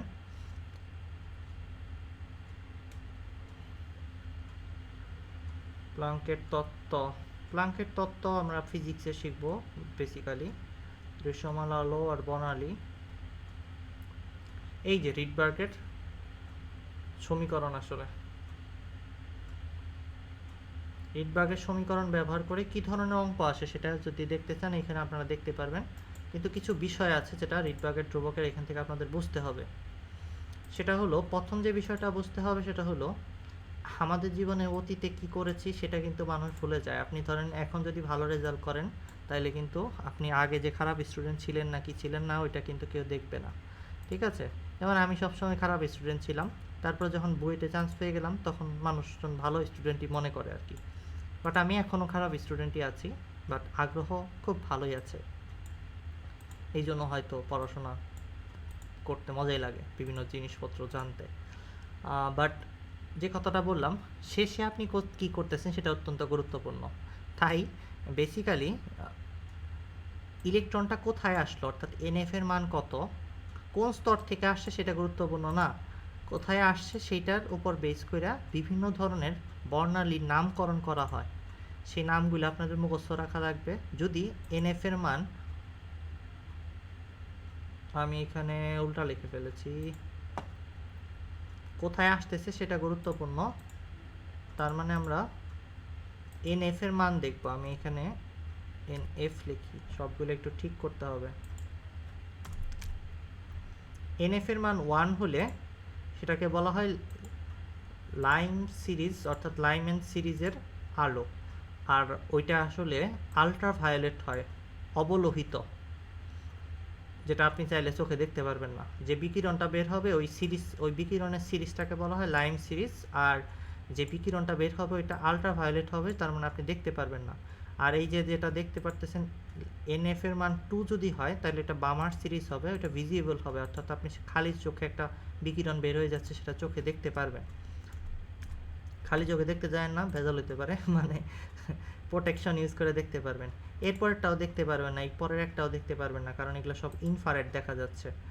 এই NF এর মান যদি 3 হয় তাহলে প্যাসচেন্ট সিরিজ, আর NF এর মান যদি 4 হয়, শেষে যদি ইলেকট্রনটা এসে চতুর্থ শক্তি স্তরে মানে চলে আসে, জমা হয়, সেই ক্ষেত্রে আমরা বলবো ব্যাকেট সিরিজ বা ব্রাকেট সিরিজ। আর এখানে পি ফুন বলা যাবে না, এটা ফান্ড বলবো বা ফুন বলবো, যাই বলেন, বা পি বলা যাবে না, পিটা উচ্চ থাকবে আসলে, এইটার নামকরণ এমনভাবে করা হয়েছে এই সিরিজটার। সো NF এর মান কত আসতেছে সেটার উপর বেস করে আমরা লাইন সিরিজের আলো বের হবে না বামার, না প্যাসচেন্ট, নাকি বাকেট, নাকি ফুন্ড, সেটা বা ফান্ড, সেটা আমরা বলতে পারবো। এখন যে ব্যাপারটা আমরা বুঝতে পারতেছি, এই সমীকরণের বিভিন্ন ধরনের অঙ্ক আসতে পারে। এখান থেকে ল্যামডা বের করে আমাদের এইখানে বসিয়ে আমরা শক্তির চেঞ্জ বের করতে পারি, মানে শক্তি কতখানি বিকিরিত হয়েছে সেটা বের করতে পারি। বা আমরা চাইলে এই সূত্র ব্যবহার করে একক দৈর্ঘ্যে তরঙ্গ সংখ্যা বের করতে পারি। আবার চাইলে এখান থেকে এটাও বের করতে পারি, অর্থাৎ শক্তি যে শক্তিটা বের হয়ে আসতেছে সেটার কম্পাঙ্ক কত সেটাও বের করতে পারি। আরেকটা মজার ব্যাপার হলো, এখন আমরা যদি এগুলা দেওয়া থাকে, ল্যামডা দেওয়া থাকে, বলে দিল ল্যামডা দেওয়া আছে, এরপর বলে দিল কোথা থেকে আসছে, মানে প্রথম শক্তি স্তর বা দ্বিতীয় বা পঞ্চম বা ষষ্ঠ থেকে আলোটা, ইলেকট্রনটা কোনো একটা শক্তি স্তরে যাওয়ার পর ল্যামডার মান বলে দেওয়া হচ্ছে। তারপর জিজ্ঞেস করা হলো যে যে ধরনের আলো বিকিরিত হবে সেটা কোন ধরনের হবে, প্যাসচেন্ট, বাকেট, ফান্ড বা লাইমেন, কোনটা হবে। এই ধরনের অঙ্ক আসলে কিভাবে সলভ করা লাগবে সেটা একটু বুঝিয়ে দিই আমি। যদি বলা হয় যে ল্যামডা দেওয়া আছে, ল্যামডা নোন, কিছু একটা দেওয়া রইল 10 বা 20 মিটার, কিলোমিটার, ঠিক আছে, কিলোমিটার হবে না, ন্যানোমিটার অনেক ছোট হবে আসলে, যাই হোক এটা টিচার চিন্তা করুক, আমার কিছু জানার দরকার নাই। এনআই বলে দিল যে 5 থেকে আসতেছে। এরপরে আমরা কি করলাম, ল্যামডা জানি, এনআই জানি, আর কিছু জানার দরকার নেই। আমাদের এই সূত্রের মধ্যে, আমাদের এই সূত্রটার মধ্যে সব কিছু বসিয়ে দেবো। এনআই এর মান 5 বসিয়ে দেবো, এখানে ল্যামডার মানটা যা দেওয়া থাকবে সেটা বসাবো। আর এর মানটা তো মুখস্থই আমাদের, আর এস রিডবার্গ কনস্ট্যান্ট। বাকি সব কিছু বসানোর পরে এইখান থেকে এনএফটা বের করে আনবো। আমাদের মূল উদ্দেশ্যই হলো এনএফটা বের করা। এনএফ বের করে যদি আমি দেখি যে এনএফ এর মান আসছে সামথিং 3, তাইলে আমি বুঝতে পারবো ইলেকট্রনটা পঞ্চম শক্তি স্তর থেকে তৃতীয় শক্তি স্তরে আসছে, মানে 1 2 3 4 5, এই 5-এর থেকে 1 2 3, এটা 5টা তো হয়নি, 5টা আগে আঁকি। এটা মনে করেন 5-এর থেকে 1 2 3, 3-এ আসছে, এখানে আসছে, এখান থেকে এখানে আসছে। তো আমরা বুঝে গেলাম যে কোথায় আসছে, শেষ অবস্থানটা দেখলেই বোঝা যাবে এখান থেকে কি সিরিজের আলো বিকিরিত হয়েছে। এনএফ এর মান যেহেতু আমি অঙ্ক করে 3-এর কাছাকাছি কিছু পাবো, 3.001 বা 2.999 এরকম কিছু আসবে, ওটা দেখে আমরা বলতে পারবো যে এনএফ এর মান 3, তাই এটা আসলে প্যাসচেন্ট সিরিজের আলো বিকিরিত করতেছে, বা বিকিরণটা আসলে প্যাসচেন্ট সিরিজের হবে। এটা হলো এক ধরনের। দ্বিতীয় ধরনের প্রশ্ন, যে সব কিছু এগুলা দেওয়া থাকবে, লেফট সাইড রাইট সাইডের কিছু তথ্য দেওয়া থাকবে, সিরিজ পিরিয়ড করতে বলবে যে কোন সিরিজের রশ্মি বের হয়ে আসতেছে। তৃতীয় আরেকটা টাইপের জিনিস আছে, প্রশ্ন হইতে পারে, সেটা হলো বলতে পারে যে দ্বিতীয় বা সেকেন্ড বামার, BLMER, বামারের দ্বিতীয় বামার সিরিজের রশ্মি যদি বের হতে হয় তাহলে ল্যামডার মানটা কত হবে। এটা একটা মজার প্রশ্ন। দ্বিতীয় বামার আবার কি, এটা অনেকের কাছে প্যাচ লাগতে পারে। বেসিক্যালি দ্বিতীয় প্রথম সিরিজের মধ্যে প্রথম দ্বিতীয় আবার কিভাবে আসতেছে সেটা একটু বোঝাই। যদি দেখা যায় যে NF এর মান 1, NF এর মান 1 মানে হলো প্রথম শক্তি স্তরে ইলেকট্রনটা আসছে। এখন এটা অনেক জায়গা থেকে আসতে পারে, তাই না? এটা আসতে পারে দ্বিতীয় শক্তি স্তর থেকে প্রথমে আসছে, অথবা তৃতীয় শক্তি স্তর থেকে প্রথমে আসছে, অনেক কিছুই হইতে পারে। যদি প্রথমে আসে NF এর মানটা 1 হয়, তার মানে NI এর মানটা অনেক কিছুই হইতে পারে, 2 3 4 5, অনেক কিছু হইতে পারে। এখন যদি 2-এর থেকে 1-এ আসে তার মানে হলো প্রথম ঘটনাটা ঘটছে, আর যদি 3-এর থেকে 1-এ আসে তাহলে দ্বিতীয়, যদি 4-এর থেকে 1-এ আসে তাহলে পঞ্চম। এইভাবে করে আমরা সিরিজের মধ্যে আবার নাম্বারিং করতে পারি যে কত নম্বরটা। সো বেসিক্যালি দ্বিতীয় বামার বলতে বোঝানো হচ্ছে, বামার মানে কি, বামার মানে এনএফ এর মান 2, আমি এখানে 2 লিখি। আর 2 হইলে এগুলা হইতে পারবে কি, এনআই হইতে হবে 3, 4, 5 এগুলা। এখন যেহেতু বলা হচ্ছে দ্বিতীয় বামার মানে হলো এনএফ এর মান 2, কিন্তু এই 3 থেকে যদি 2-তে আসতো তাহলে এটা প্রথম বামার হইতো, কিন্তু 4 থেকে আসলে সেটাই হবে দ্বিতীয় বামার। তার মানেই হইল এই প্রশ্নের মধ্যে এনএফ এর মান বামার যেহেতু সেটার জন্য 2, আর এনআই এর মানটা 3 হবে না 4 হবে, কারণ দ্বিতীয় বলা হয়েছে। এটার সাথে আমি যদি একটা শর্টকাট বের করতে চাই, এত কিছু চিন্তা না করতে চাই, তাহলে শর্টকাটটা হবে বামার সিরিজের জন্য এফ এর মানটা, এনএফ এর মানটা দেখতে হবে কত, সেটা তো 2। এই 2-এর সাথে যত বলবে তত যোগ করে দিতে হবে, ব্যাস সিম্পল কাজ। এই যে 2 আর 2 যোগ করে 4 হয়ে গেছে। দ্বিতীয় বলছে তাই 2 যোগ করছি, তৃতীয় বলতো তাহলে 3 যোগ করতাম, প্রথম বলতো 1 যোগ করতাম, তাহলে কাজ হয়ে যেত। এটা একটা ম্যাজিক, মানে এত চিন্তা করতে হয় না এইভাবে করার জন্য। সো বেসিক কথা হলো, যদি আমাকে এখন বলা হইতো যে বামার না, আমাকে বলা হইতেছে সামথিং তৃতীয়, থার্ড প্যাশ্চেন, প্যাশ্চেন বাংলা লেখা থাকতে পারে, তৃতীয় বা থার্ড প্যাশ্চেনের জন্য ল্যামডার মানটা কত সেটা বের করতে হবে। সেটা কিভাবে বের করব আমরা, খুব সিম্পল, এনএফ এর মানটা প্যাশ্চেনের জন্য 3 লিখব, এরপর থার্ড তো 3-এর সাথে 3 যোগ করব, 6 হবে, এটার অ্যান্সার 6। তো আমি এইখানে আয়ের জায়গায়, এই জায়গাটায় 6 বসাবো, 6 স্কোয়ার, আর এই জায়গাটায় বসাবো 3 স্কোয়ার। এরপর আর এর মানটা বসাবো 10, 9, 6, 7, 8, 10 টু দি পাওয়ার -2 না কি যেন ছিল, হ্যাঁ না 10 টু দি পাওয়ার 2 -2 না, সরি। এটা বসানোর পর আমরা পেয়ে যাব ল্যামডার মানটা কত আসবে। অত্যন্ত সহজভাবে আমরা এই জিনিসগুলো করতে পারবো। সো আমরা বুঝতেই পারতেছি 3-এ আসছে, তার মানে 4, 5, 6, এটা হলো প্রথম প্যাশ্চেন, এটা হলো দ্বিতীয় প্যাশ্চেন সিরিজের তরঙ্গ দৈর্ঘ্য পাওয়া যাবে। এটা হলো এখান থেকে 6-এর থেকে 3-এ আসলে আসলে তৃতীয়টা। সো আমাদের যে শর্টকাট সেটা কাজ করে, ওটা আমরা চেক করে দেখলাম আমি নিজে, মানে কারণ শর্টকাটটা মাত্রই বানাইছি আমি আসলে পড়ানোর সময়, এই মাত্রই, মানে এখনই বানালাম। সো এই শর্টকাটটা ইউজ করা যাবে। সো আমরা বুঝে ফেললাম যে কিভাবে সিরিজের মধ্যে নাম্বারিং করা হয়, প্রথম বামার, দ্বিতীয় প্যাশ্চেন, তৃতীয় ব্রাকেট, চতুর্থ ফান্ড, এই জিনিসগুলো আমরা এখন বুঝে ফেললাম। তাইলে আমরা এই সূত্রের উপরে আসলে একবার পিএইচডি করে ফেলছি, এই সূত্র এখন ইউজ করা আমাদের বা হাতের খেলা। সো এই ব্যাপারে এই কথাগুলো বলা হয়েছে যে প্রথম লাইনের মানে হলো এনএফ এর মান 1, কিন্তু 2 থেকে আসছে, দ্বিতীয় মানে হলো 3-এর থেকে আসছে, চতুর্থ মানে 4-এর থেকে আসছে।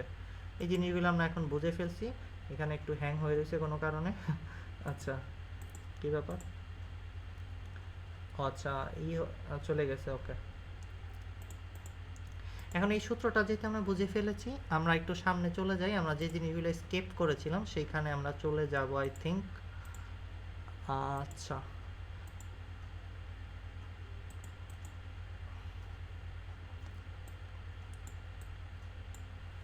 এখানে যে জিনিসগুলো আমি স্কেপ করেছি এটা অত্যন্ত গুরুত্বপূর্ণ জিনিস, সেটা হলো কোয়ান্টাম নাম্বার। আই থিঙ্ক আমরা এখান থেকে স্কেপ করেছিলাম। আমি আবার ফিরে যাই যেখানে ছিলাম। হ্যাঁ, আমরা প্রথমেই চলে আসছি একবার চ্যাপ্টারের, এখান থেকে নিচে যাই। আমাদের রেকর্ডিং চলতেছে ঠিকঠাক মতো।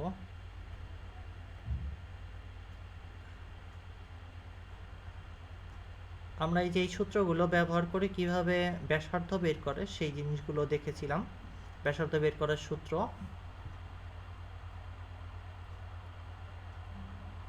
এরপরে আমরা শুরু করব হলো পড়া। কি পড়ব,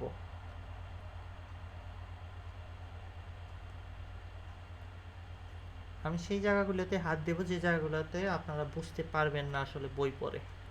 বাকি জিনিসগুলো আমি আসলে ইগনোর করে যাব, যেগুলো বই পড়লে আপনারা বুঝতে পারবেন সেটা আপনারা আসলে নিজেরা পড়বেন। আমি অনিশ্চয়তার পরে যাব আর কি। হ্যাঁ, এই যে অনিশ্চয়তা নীতি পর্যন্ত চলেছিল। এরপরে আমরা কোয়ান্টাম নাম্বার নিয়ে পড়াশোনা করব। কোয়ান্টাম নাম্বার কি, কোথা থেকে আসে, শ্রোডিঞ্জার ইকুয়েশন সলভ করার পরে ওইখানকার রেঞ্জগুলো ব্যবহার করে আসলে এই ইকুয়েশনটা আছে। শ্রোডিঞ্জার ইকুয়েশন সলভ যেহেতু আমি দেখাচ্ছি না, তাই কোয়ান্টাম নাম্বারের সূত্র জাস্ট মুখস্থ করে কোয়ান্টাম নাম্বার কি সেটা বুঝে আমাদের কাজ করতে হবে। কোয়ান্টাম নাম্বারের সূত্রগুলো কোথা থেকে আসলো সেটার প্রমাণ আমি এখানে দেখাচ্ছি না। কি দেখাচ্ছি না সেটা একটু খুব ক্লিয়ার করে বলে দিচ্ছি, সবসময় খেয়াল রাখবেন। আমি কিন্তু ক্লাসের লিমিটেশন বলেই দিই সবসময়।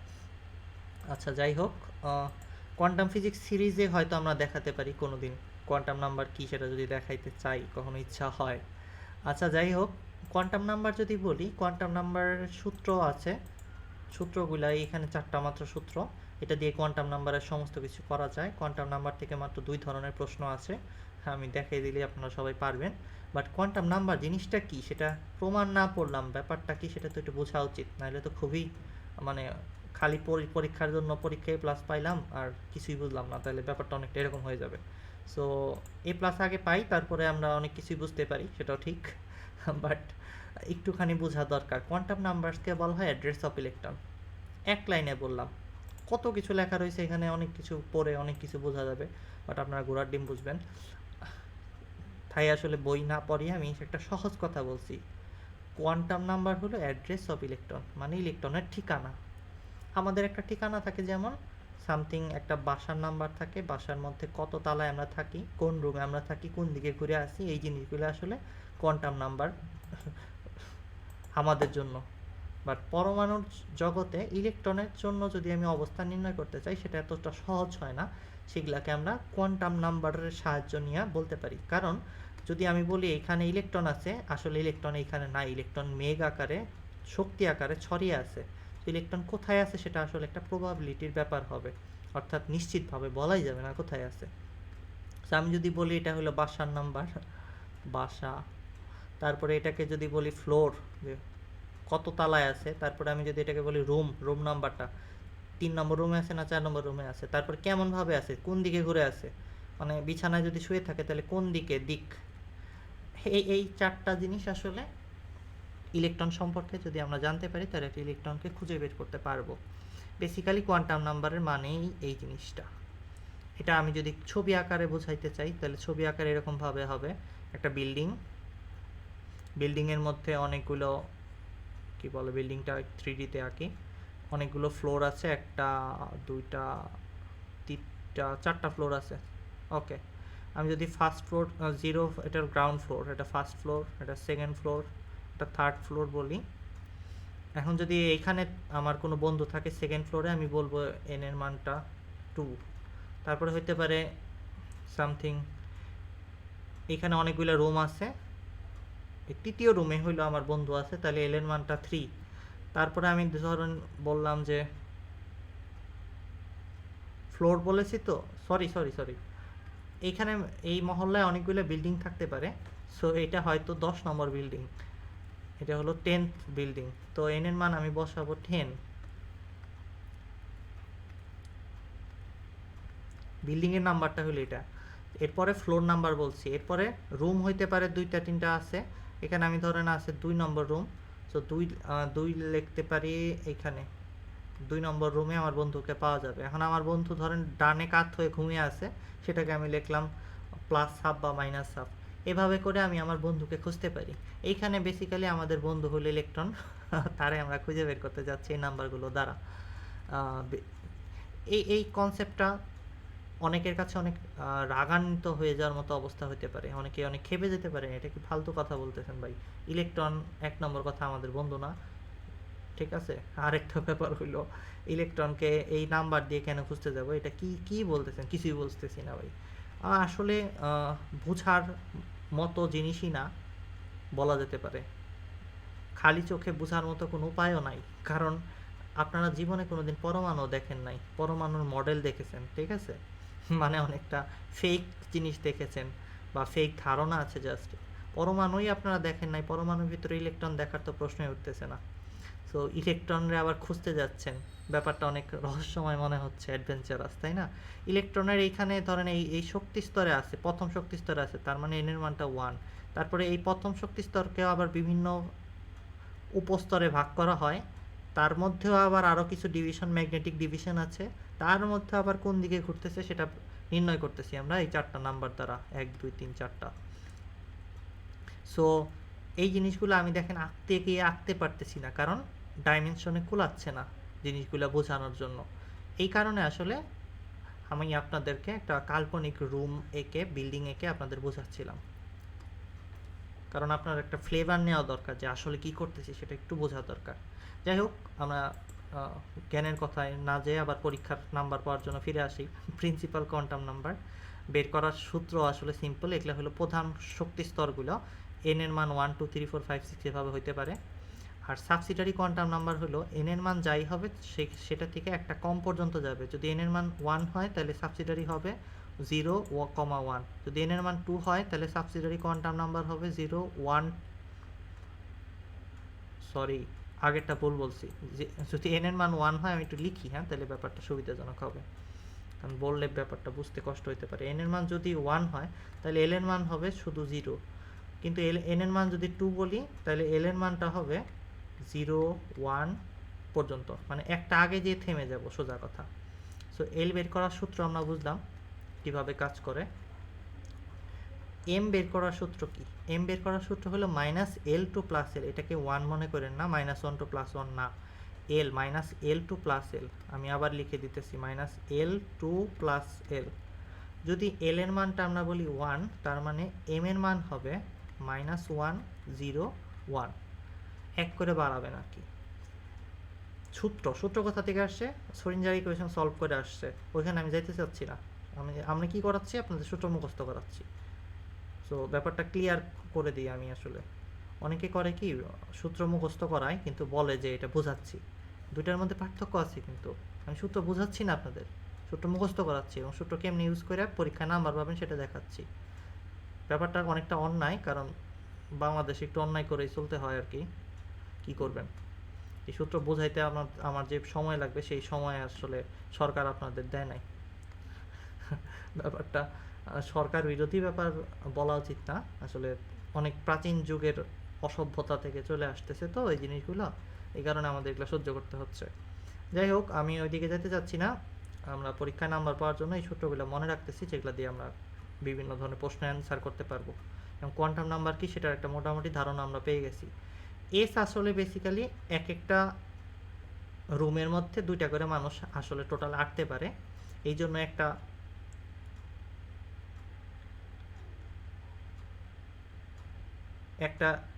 ঘড়ি কাঁটার দিকে ঘূর্ণায়মান ইলেকট্রন আর একটা ঘড়ি কাঁটার বিপরীত দিকে থাকা ইলেকট্রন একটাকে নিউট্রালাইজ করে দেয়। যদি এরকম না হইতো তাহলে আমরা কোনো কিছুকে ধরলে ওটার মধ্যে একটা স্পিন পাওয়া যেত। সো বেসিক্যালি আমরা বলতে পারি যে একটা রুমের মধ্যে 2 জন করে থাকতে পারে, আমাদের কোনো হোস্টেল। সো সেইখানের মধ্যে যদি আমরা বলি এই দিকটাকে +1/2, অপর দিকটাকে বলতে হবে -1/2। কেন ভাই এরকম বললেন কেন, হাফ বললেন কেন? -1 বলতে পারতেন, +1 বলতে পারতেন। তোমরা যদি বা আপনারা যদি একটু ভালো ধারণা থাকে যে ঘূর্ণনের দিক প্লাস মাইনাস দিয়ে বোঝানো যায় ভেক্টরে, আই হ্যাট জে হ্যাট বাদেও, তাইলে এতটুকু বুঝতে পারতেছেন প্লাস মাইনাস দিয়ে জিনিসটা চালানো যাবে। বাট আপনারা এটাও হয়তো বুঝতে পারতেছেন না, হাফ আসলো কোথা থেকে, হাফ কেন, তাই না? এখানে রুম আছে কয়টা? একটা, তো 2টা তো রুম নাই, তো পূর্ণ চক্রের তো প্রশ্ন আসতেছে না। এই 2টা মিলে নিউট্রালাইজ হয়ে যাচ্ছে, নাইলে ওরা এখানে থাকবে কোথা থেকে? নাহলে আরেকজনের মাথা আরেকজন নিয়ে ঘোরানো শুরু করে দেবে, ব্যাপারটা অনেকটা এরকম। বাট এটার পূর্ণাঙ্গ ব্যাখ্যা নিয়ে আমি এখন কথা বলতে চাচ্ছি না, সামনে আগায় যাই। জাস্ট এতটুকুই বুঝিয়ে দিলাম যে দুইজনকে নিউট্রালাইজ করে দিচ্ছে, এই কারণে হাফ দিচ্ছি আমরা, হাফ হাফ যোগ করে 0 হওয়া দরকার। কারণ আপনারা বলবেন -1 আর +1 যোগ করলে তো ভাই 0ই হয়, কিন্তু এক রুমের মধ্যে ওরা 2 জন আছে, তাই টোটাল ঘূর্ণনটাকে আমরা 1 হিসেবে নিচ্ছি। 2 জনের জন্য আলাদা আলাদা 2 নাম্বার অ্যাসাইন করতেছি না, নাম্বার প্রবাবিলিটি ডিস্ট্রিবিউশন করে। যাই হোক, এগুলা কোয়ান্টাম মেকানিক্স ক্লাসে বোঝানো যায়, এটা কিভাবে হাফ আসছে, কিভাবে -1/2 আসলো না কেন, এইসব কথা বলা যাবে। বাট আপনারা জাস্ট এতটুকু বুঝে রাখেন, ঘড়ি কাঁটার দিকে ঘূর্ণনের জন্য আমি এখানে কিছু দেখাই। এই যে ঘড়ি কাঁটার দিকে ঘূর্ণনের জন্য +1/2, ঘড়ি কাঁটার বিপরীতে ঘূর্ণনের জন্য -1/2। দুইটার অক্ষ ভিন্ন, ঘূর্ণন অক্ষ ভিন্ন আছে, এই দুটো একসাথে আছে বলে এই জিনিসটাকে আমরা +1/2 -1/2 দ্বারা বোঝাচ্ছি স্পিন নাম্বারকে। আচ্ছা, আরেকটা ব্যাপার হলো এই প্রত্যেকটা নাম্বারের বাংলা জানতে হবে, এটা প্রধান কোয়ান্টাম সংখ্যা, এটা সাবসিডিয়ারি কোয়ান্টাম সংখ্যা, আরেকটা ইংলিশ আছে অ্যাজিমুথাল কোয়ান্টাম সংখ্যা, অ্যাজিমুথাল কোয়ান্টাম নাম্বার, এটাকে বলে সহকারী কোয়ান্টাম সংখ্যা। ম্যাগনেটিক কোয়ান্টাম নাম্বার, চৌম্বকীয় কোয়ান্টাম সংখ্যা, আর এই এটা প্রিন্সিপাল লেখা রয়েছে এখানে, এটা হলো স্পিন কোয়ান্টাম নাম্বার। আমি একটু গুগলে সার্চ দিয়ে দেখাই দিই, স্পিন কোয়ান্টাম নাম্বার। গুগল আপনাদের সার্চ দিয়ে দেখাচ্ছি, অথবা নামটার বানাম ঠিক আছে কিনা ওটা চেক করতেছি, আপনারা যে কোনো একটা কিছু ভাইবে নিতে পারেন, কারণ আমি আগে বলছি আমি বানাম পারি না। এই যে স্পিন কোয়ান্টাম নাম্বার বানামটা ঠিকই লিখছি আমি আসলে। যাই হোক, এটার সেন্স যদি আমাদের চলে আসে, তাহলে আমরা এখন এইগুলাকে ইউজ করে যে প্রশ্নগুলো পরীক্ষায় আসবে সেগুলোর মানে বুঝি কীভাবে আপনারা করবেন বিভিন্ন প্রশ্নের অ্যান্সার। প্রথম কথা, যদি অ্যাড্রেস বলতে বলে, দুই ধরনের অ্যাড্রেস বলতে পারে। একটা মানুষের অ্যাড্রেস বলতে জিজ্ঞেস করতে পারে, আর প্রশ্নের মধ্যে একটা পুরো বিল্ডিংয়ের একটা ফ্লোরে থাকা সকল মানুষেরই অ্যাড্রেস জিজ্ঞেস করতে পারে। গণ অ্যাড্রেসও জিজ্ঞেস করতে পারে, আর একটা সিঙ্গেল মানুষের অ্যাড্রেসও জিজ্ঞেস করতে পারে। ব্যাপারটা একটু সহজভাবে বুঝিয়ে বলতেছি। এটা হলো গণ অ্যাড্রেস যদি জিজ্ঞেস করে, ওই কাজটা করা হয়েছে। বেসিক্যালি এন এর মানটা 1 হইলে এল এর মানটা কী হইতে পারে, 0 থেকে 1 থেকে 1 বাদ দেন, 0 থেকে 1 থেকে 1 বাদ দিলে তো 0 আর দেওয়া যাবে না, 0 এল এর মান পেলাম আমরা। এরপরে এম এর মানটা কত হবে, -0 থেকে +0, -0 থেকে +0 তো কোনো সংখ্যা নাই, খালি 0ই আছে, তো এটা 0 হবে। আর এস এর মানটা আমরা লিখবো +-1/2। এভাবে লিখবো না আসলে, আমি আলাদাভাবে লিখেই দেখাই, সমস্যা নাই। আমি একটা কি নেব, একটা পেজ নিয়ে নিই, আপনাদের সহজভাবে বুঝিয়ে দেখাচ্ছি, মানে এই জিনিসগুলো সূত্রগুলো অ্যাপ্লাই করে একটা কক্ষপথে থাকা সবগুলো ইলেকট্রনের অ্যাড্রেস আমি লিখবো। দেখেন কিভাবে লিখি, একটা বিল্ডিংয়ে সব মানুষের অ্যাড্রেস লিখতে চাইতেছি, ব্যাপারটা অনেকটা এরকম। ধরেন আমাকে বলে দিল যে এই যে শক্তি স্তরটা n=2, এটার জন্য কোয়ান্টাম নাম্বার লেখো। এই শক্তি স্তর মানে হলো একটা বিল্ডিং, এই বিল্ডিংয়ের সকল মানুষের কোয়ান্টাম নাম্বার লেখা মানে হলো সকল মানুষের অ্যাড্রেস লিখতে চাচ্ছি। তাহলে আমি প্রথমে লিখবো n এর মানটা 2, তারপরে লিখবো l এর, প্রথমে এখানে এইভাবে দাগ দেওয়া যেতে পারে, লেখা যেতে পারে এটা হলো n, তারপরে এটা হলো l, তারপরে এটা হলো m, তারপরে অ্যাড্রেস বুক আর কি, এটা হলো s। l এর মানটা যাবে হলো 0, l এর মানটা 1, 2তে আর যাবে না, এক কমে থেমে যাবে। আর m এর মানটা হবে এই 0 দেখে, 0 -0 থেকে +0 শুধু 0ই হবে। m এর মানটা কি হবে, m এর মান আসলে এই জায়গাটা একটু বড় করে দিই আমি আন্তরিকভাবে দুঃখিত, ক্লাসটা বড় হচ্ছে। -1 0 1, এইখানে একটা ঘর আছে না, একটা ঘরের মধ্যে ম্যাক্সিমাম 2 জন থাকতে পারবে, তো 2 জনের অ্যাড্রেস একবারে লেখার জন্য +- দিলাম। এখানে একটা, দুইটা, 3টা রুম আছে, 3টা রুমের জন্য আমি 3 আগে দিয়ে +- লিখলাম। তাহলে কি বোঝা গেল, 3 দুগুণে 6, 6 জন মানুষের অ্যাড্রেস হয়ে গেছে। এরপরে আর যাওয়ার তো দরকার নাই, এখানেই শেষ। এটা হলো n=2 এর জন্য সকল কোয়ান্টাম নাম্বার আমি লিখে ফেলছি এই বক্সের মধ্যে। যদি আর একটু বড় প্রশ্ন করা হইতো, বড় প্রশ্ন মানে কেমন সেটা একটু বুঝাই, দেখেন। যদি বলা হয়তো যে তৃতীয় শক্তি স্তরে থাকা ইলেকট্রনগুলোর জন্য, বা তৃতীয় শক্তি স্তরের জন্য আসলে ইলেকট্রন বিন্যাস, কোয়ান্টাম নাম্বার লিখতে বলা হইলো, দেখা গেলো এই ভিতর আরেকটা আছে, মানে এটা হলো n=3। n=3 হলে এখানে 3 লিখবো, l এর মান 0 লিখবো, 1 লিখবো, 2 লিখবো, 3তে যাব না। আর m এর মান 0 থেকে -0 মানে 0ই, আর -1 থেকে 0 1, -1 থেকে +1, m এর মানটা এবার -2 থেকে, এটার জন্য আর কি, -2 থেকে +2 পর্যন্ত যাব, 1, 2। s এর মানটা হবে +-1/2, একটা রুমই আছে, এখানে 3টা রুম আছে আর 3টা সাব ডিভিশন আছে, এই কারণে +-1/2 দেব 3টা। আর এখানে কয়টা, 1 2 3 4 5, 5টা রুম আছে, 5টা রুমের মধ্যে 2 জন করে এক এক রুমে থাকলে 5 দুগুণে 10 জন মানুষ আসবে।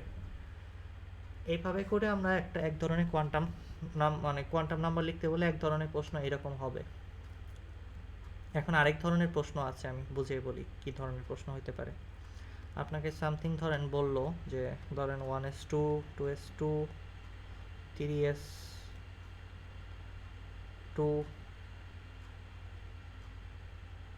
2s2, সরি আমি কি লিখতেছি, 1:2:2p কোথায় গেল বা 2p6 3s2 3p1 এটা আসলে কত 4 আর 10 মানে 16 10 সরি 16 বললাম কেন 4 আর 6 10 আর 3 হলো 13 অ্যালুমিনিয়াম মনে হয় এটা অ্যালুমিনিয়ামই আই থিঙ্ক চেক করে দেখি কনফিগারেশন এই যে এরাও তো শর্টকাট মেরে দিচ্ছে নিয়নের পরে আচ্ছা নিয়ন 10 11 12 13 ঠিক আছে আসলে আমরা এটা ঠিকই লিখেছি ভুল লিখি নাই বাট আমি আসলে গুগলে কীভাবে সার্চ করে ওইটা আপনাদের দেখাচ্ছিলাম যেটা বলতে পারেন না পারলে কত কিছু 1:2:2 2p6 3s2 3p1 এটা এখন জিজ্ঞেস করা হইতে পারে সরাসরি এইভাবে তো কিছু দেবে না আমি জাস্ট প্রশ্ন বানানোর জন্য এটা লিখতেছিলাম আপনাদের প্রশ্ন করা হবে অ্যালুমিনিয়ামের সর্বশেষ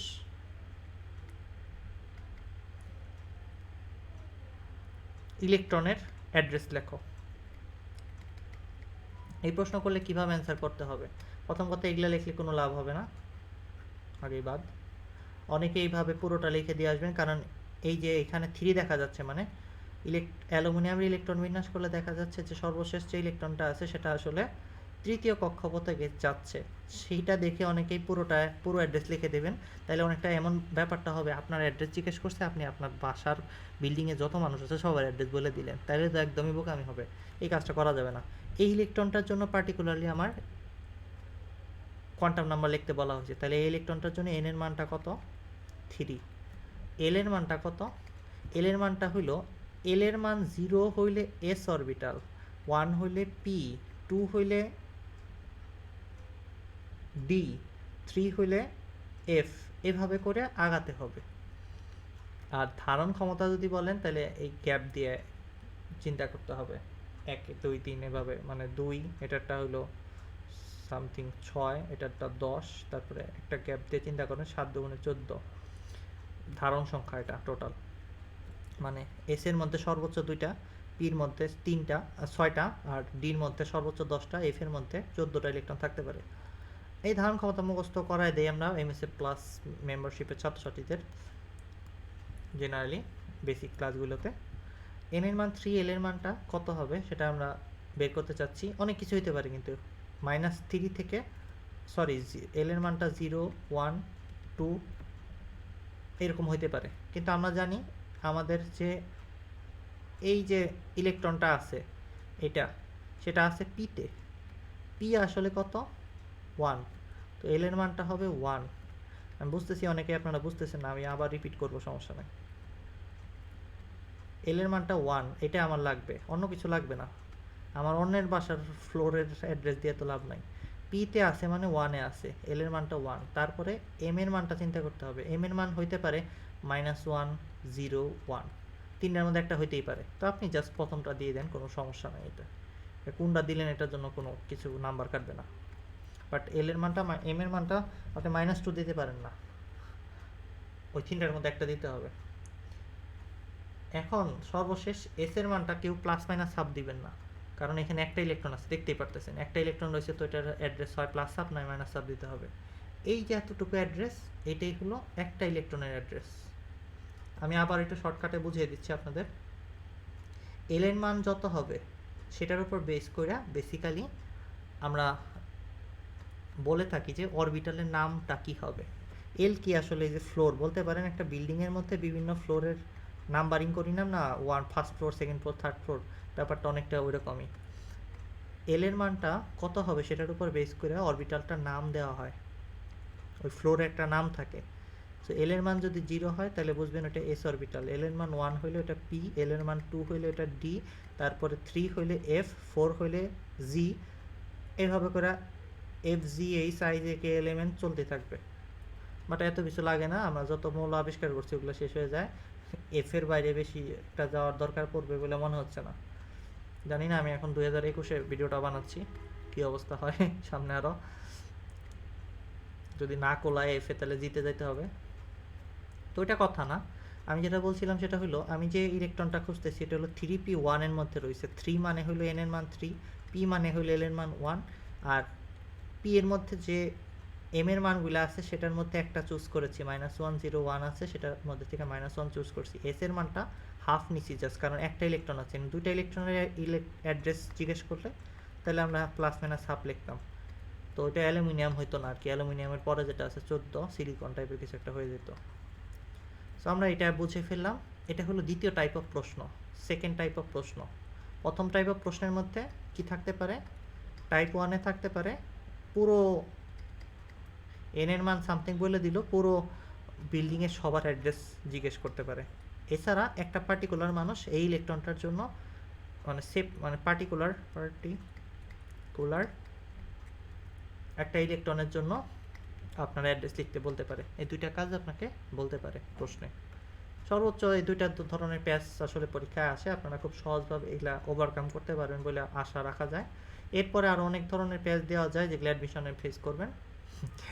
ওটা আমি আসলে বলতেছি না, অ্যাডমিশনের প্রশ্ন তো আপনার কমন পড়বে না, বাট বেসিক সায়েন্সটা জানা থাকলে আপনার বুদ্ধি যদি মাথায় থাকে অনেক কিছু করতে পারবেন।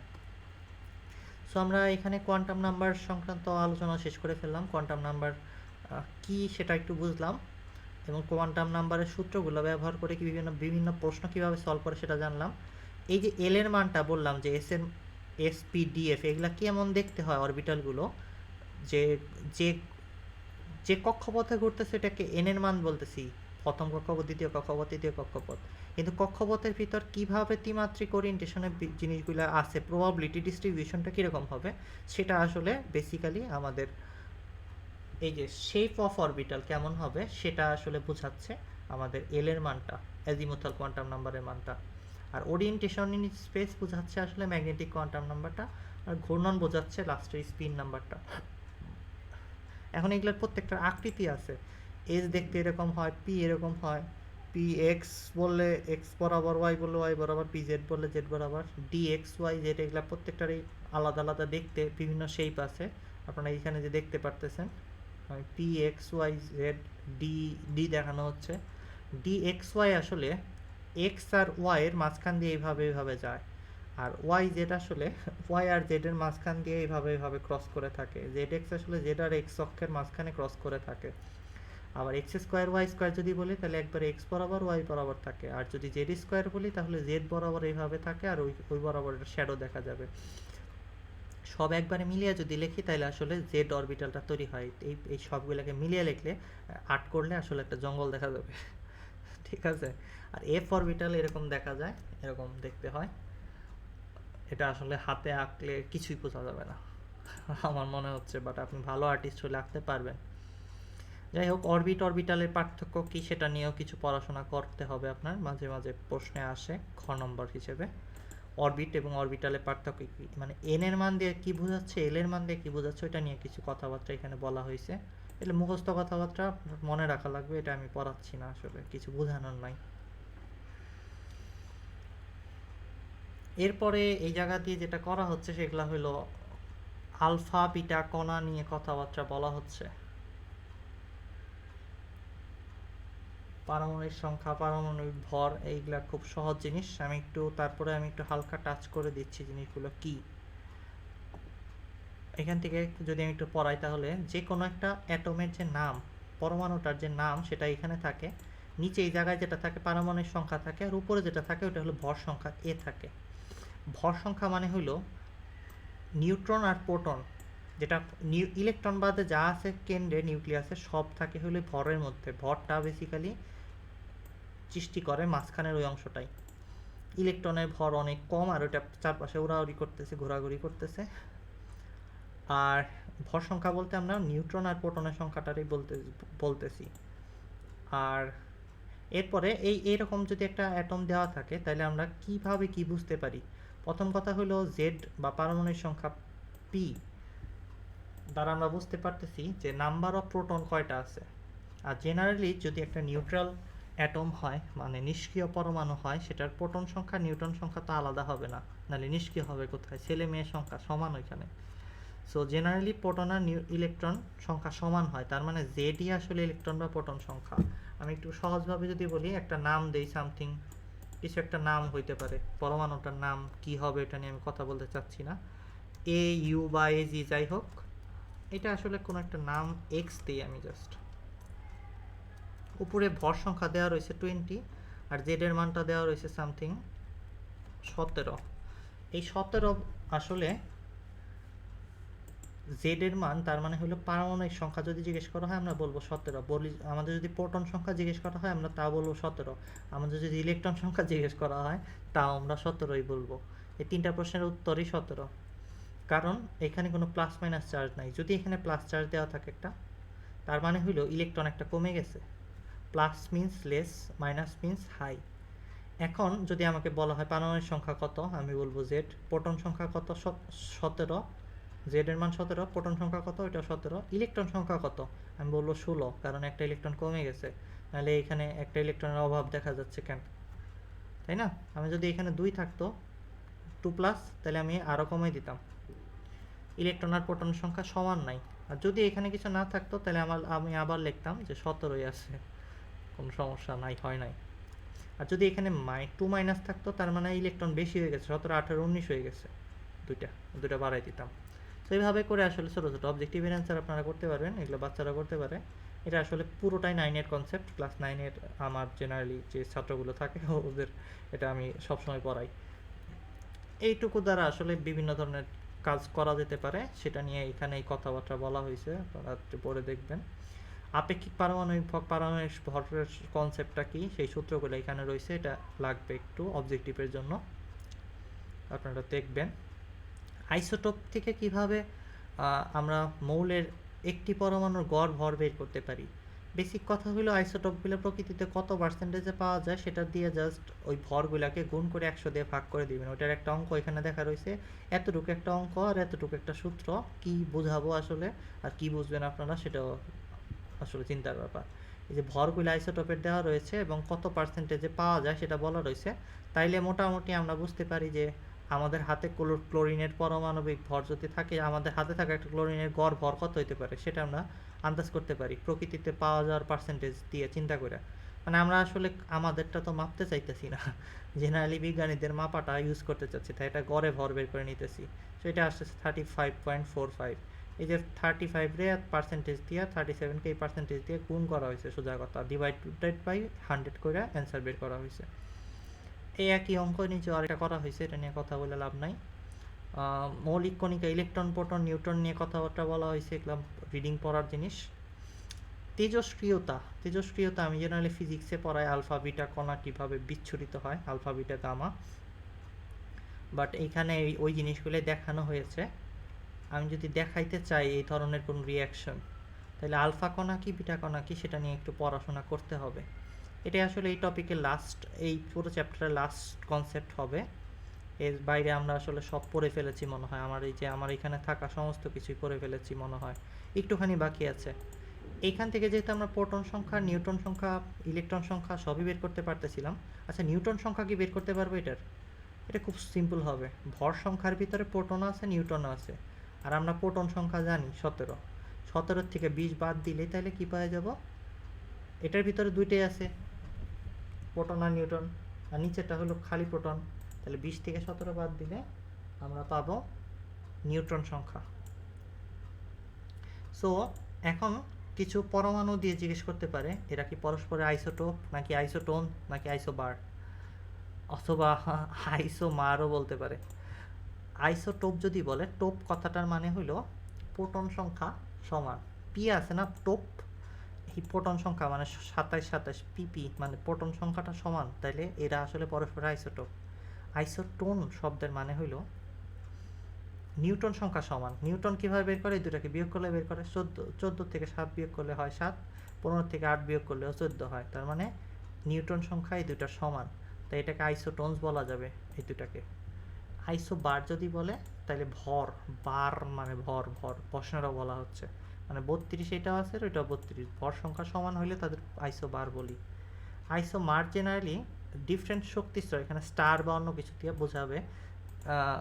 আইসোমার কিন্তু আমাদের জৈব রসায়নের মধ্যেও আছে, ওই আইসোমার আর এই আইসোমারের সাথে কনফিউজ করার কোনো দরকার নাই, ওটা একটা ভিন্ন জিনিস, ওটা আসলে ভিন্ন গাঠনিক সংকেত বিশিষ্ট একই আসলে জিনিসকে ভিন্ন ভিন্ন গঠনের দেখানো হইতেছে, সেই ভিন্ন ভিন্ন গঠনে থাকে একই জিনিসকে আইসোমার বলতেছিলাম আমরা জৈব রসায়নে। বাট এইখানে যে আইসোমার বলতেছি আমরা, সেটা আসলে একটা পরমাণুর মধ্যে তার শক্তি যদি শক্তিমাত্রা ভিন্ন হয়, তখন আমরা ওইটাকে বলতেছি মানে স্টেট মনে করতে পারো, যে ওর যে স্টেট আছে সেটা এনার্জি স্টেটটা এটার সাথে ডিফারেন্ট আছে। মানে তুমি মনে করো একটা ভালো শান্ত মানুষ আছো, আর একটা মানুষ আছে অনেক রাইগে বসে রয়েছে, তুমি দুইটা মানুষ তুমি একাই, কিন্তু একটা সময় খুব শান্ত, একটা সময় অনেক রেগে যাচ্ছ। সো এই ধরনের দুইটা স্টেটে থাকে একই জিনিসকে আইসোমারও অনেক সময় বলা হয়। তো আমাদের আমার নোটে থাকা সব কিছুই মোটামুটি পড়ে ফেলেছি। আলফা বিটা কণা দিয়ে অঙ্ক করানো যদি একটু দেখাই তাহলে মনে হয় ভালো হবে। আমি দেখি একটু চিন্তা করে আলফা বিটা কণা দিয়ে অঙ্ক করাবো কি না প্রথম কথা, আর যদি করাই তাহলে কি কি এক্সাম্পল করানো যেতে পারে সেটা আমি একটু নিজে ভেবে আপনাদের দেখাই। আমি রেকর্ডিংটা অন আছে? আছে। এখানে আলফা বিটা কণা সম্পর্কে কিছু লেখা হয়েছে মনে হচ্ছে। আমি আসলে এই জিনিসটা এখানে পড়াই না, বাট বইয়ের মধ্যে এখানে দেওয়া রয়েছে, এই কারণে পরে দিতে ইচ্ছে করতেছে। সবই যেহেতু পড়াইলাম, কিছু তো বাদ দিলাম না তেমন, অর্থাৎ পরীক্ষায় আসে এরকম সবই পড়ে ফেলছি।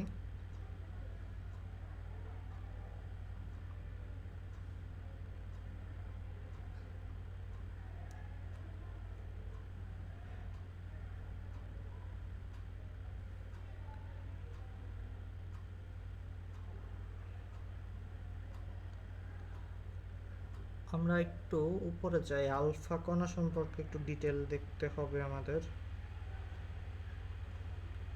ওকে, পরেই ফেলি আমরা, বইয়ের এই জিনিসগুলো কমপ্লেক্স মনে হবে, আমি একটু সহজ করে জিনিসগুলো দেখিয়ে দিচ্ছি। আচ্ছা, এটার একটা কয়েকটা পেজ নিয়ে নিই।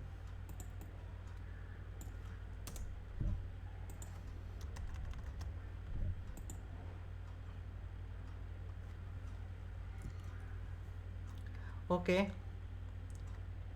প্রথম যে বিষয়টা জানা লাগবে সেটা হলো আলফা রশ্মি কি জিনিস, কারে বলা হয় আলফা রশ্মি। জেনারেলি একটা হিলিয়াম নিউক্লিয়াসকে বলা হয় আলফা রশ্মি, মানে রশ্মিটার ভিতরে হিলিয়াম নিউক্লিয়াসের যে উপাদানগুলো পাওয়া যাচ্ছে সেই জিনিসটাই পাওয়া যায়। এটার চার্জ হইল +2+। হিলিয়াম নিউক্লিয়াস বলতেছি, তার মানে হিলিয়ামের ভিতরে যে ইলেকট্রনগুলো আছে এটা কিন্তু হিলিয়াম, যার ভর সংখ্যা 4, পারমাণবিক সংখ্যা 2, কিন্তু এখান থেকে 2+ করে দেওয়ার মানে হলো এটার মধ্যে থেকে যত ইলেকট্রন আছে সব চলে গেছে। তাইলে এটার অবস্থাটা যেটা হবে সেটাই, ওই স্ট্রাকচারটাই আসলে আলফা রশ্মির মধ্যে পাওয়া যায়। এমন ধরনের রশ্মিকে আমরা আলফা রশ্মি বলতেছি। বিটা রশ্মি যদি বলি সেটা হবে 0e, মানে ইলেকট্রন নিজে যেরকম স্ট্রাকচার, এই রশ্মির স্ট্রাকচারটাও সেরকম বলা যেতে পারে, ইলেকট্রন দৌড়ে ছোটে চলছে আর কি, এটাই বিটা রশ্মি। এটা চার্জ -1, আর স্ট্রাকচারটা ইলেকট্রনের স্ট্রাকচারই, জাস্ট -1 ইলেকট্রন। এখানে পারমাণবিক সংখ্যা মাইনাস দেওয়ার মানে তো জাস্ট ইলেকট্রনই বোঝাচ্ছে, 0 দেওয়ার মানে হলো ইলেকট্রন একটা, প্রোটন একটা আছে, বা আরও বেশি সংখ্যায় থাকতে পারে, নিউট্রাল হয়ে বসে রয়েছে, অনেকটা এরকম। আচ্ছা, এইটার সাথে কিন্তু এটাকে মিলাইলে চলবে না, দুইটা লেখার স্টাইলের মধ্যে ভিন্ন আছে। ইলেকট্রনকে লেখার স্টাইল এটা, যদি আমি এই ফরম্যাটে লিখতে চাই,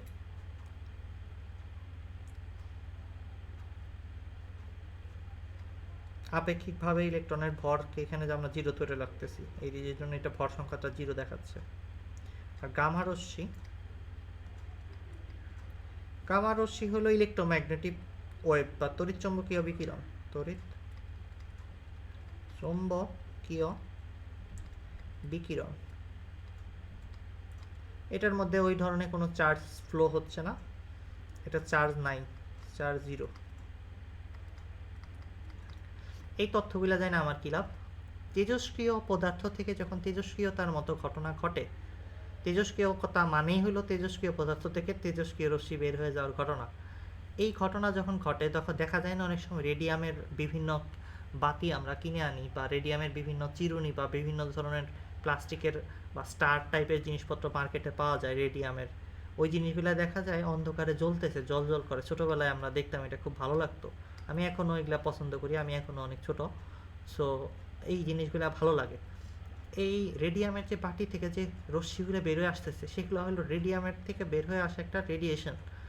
এই ঘটনাগুলোকে আসলে তেজস্ক্রিয়তা বলা হচ্ছে। বাট তেজস্ক্রিয় পদার্থ থেকে যে রশ্মি বের হয়ে আসে ওটা বিভিন্ন ধরনের ক্ষতিকর রশ্মি বের হয়। রেডিয়াম থেকে নর্মালি যেগুলো বের হয় ওগুলো আমাদের তেমন ক্ষতি করে না, বাট অরিজিনাল তেজস্ক্রিয়তা যেখানে হচ্ছে তীব্রভাবে সেখানে অনেক ক্ষতির সম্ভাবনা আছে। সো এখান থেকে আমি যেটা পড়াতে পারি সেটা হলো, কোথাও থেকে যদি একটা ধরুন অক্সিজেন আছে, অক্সিজেন থেকে প্রশ্ন করা হলো যে একটা বিটা রশ্মি বের হয়ে গেছে। বিটা রশ্মি মানে কি, একটা ইলেকট্রন এভাবে বের হয়ে যাচ্ছে। সো তাইলে কি তৈরি হবে? ফ্লোরিন তৈরি হবে। কিভাবে আমি বুঝলাম? আমি এটা আর এটা যোগ করলাম। 9 আর -1 কত হয়? -8 হয়, সরি +8 হয়। আর 9 19 আর শূন্যতে কত হয়? 19ই হয়।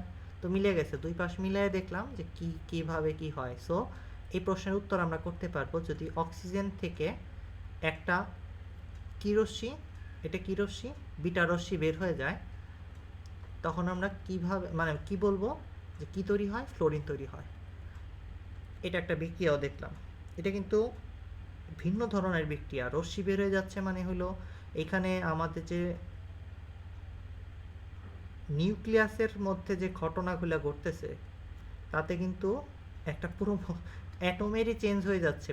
অক্সিজেনের মধ্যে বিভিন্ন ধরনের বিক্রিয়া ঘটে কিন্তু অক্সিজেন থাকে জেনারেলি সাধারণ বিক্রিয়াগুলোতে, কিন্তু এই যে দেখো নিউক্লিয়ার টাইপের যখন আমরা রিয়াকশন ঘটাচ্ছি তখন এই অক্সিজেন না থেকে এটা ফ্লোরিন হয়ে গেল, মানে পুরো নিউক্লিয়াসেই চেঞ্জ হয়ে যাচ্ছে।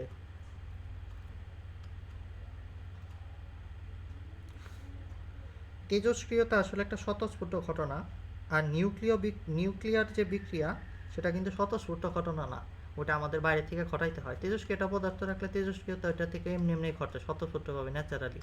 এত নিউক্লিয়াসের মধ্যে কোনো চেঞ্জ ঘটাইতে গেলে ওটা আমাদের বাইরে থেকে শক্তি প্রয়োগ করে ঘটাইতে হয়, নিউক্লিয়াসের মধ্যে আঘাত করে নিউক্লিয় বিক্রিয়া ঘটাইতে হয়।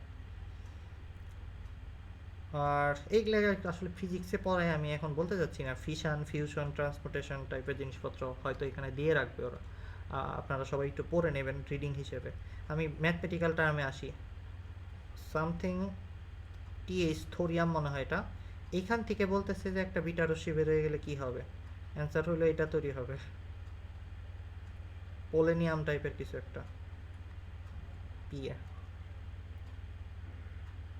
এরপরে আরও দুইটা রিয়াকশন আছে, আমি আপনাদের বলে দিই, দেখাই দিই কীভাবে করে এই ধরনের রিয়াকশন থেকে।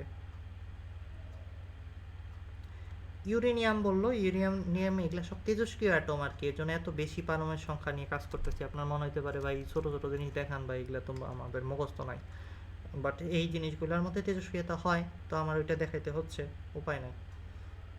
243, 90, এটা কি হইলো? এটা আসলে একটা আলফা রে। আলফা রে বের হয়ে গেলে, ইউরেনিয়াম থেকে আলফা রে বের হয়ে গেলে কি তৈরি হবে? থোরিয়াম তৈরি হবে। এই প্রশ্নের উত্তর দিতে হবে, এই বিক্রিয়াটা করে দেখাইতে হবে প্রশ্ন করলে।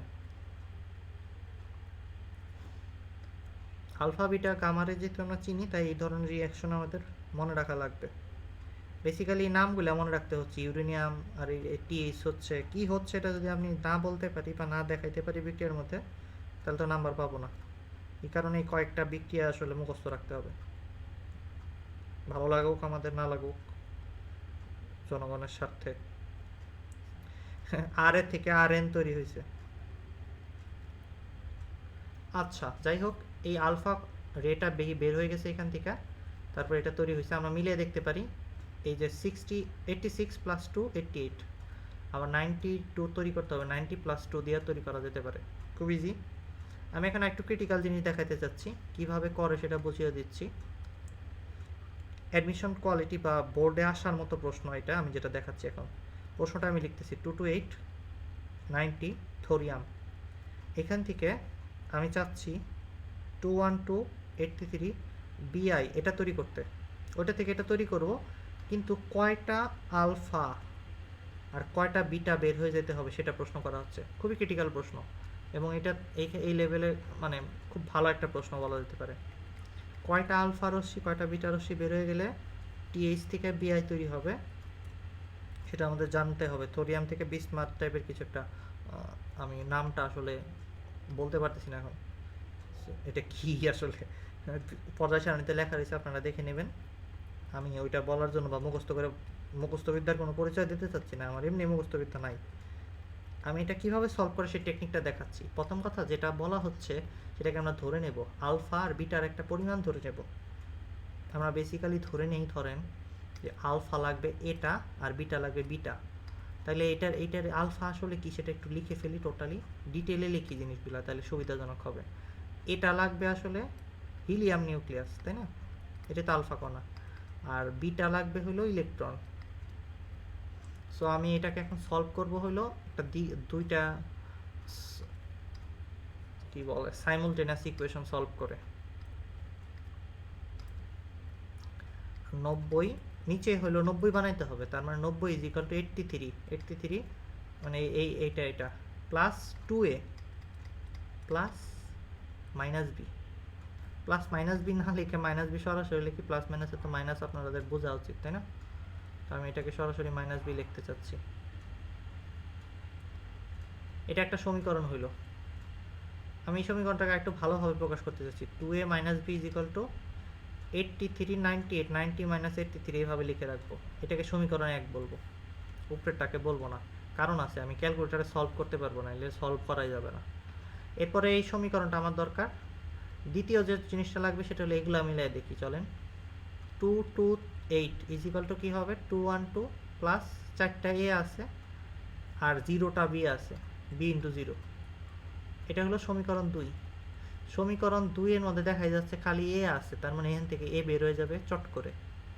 এ বের করব, তারপরে এ এর মান এনে বসাই দেবো। এই দুইটা সমীকরণ আসলে বেসিক্যালি সলভ করে এ আর বি এর মান পেয়ে যাবেন আপনারা।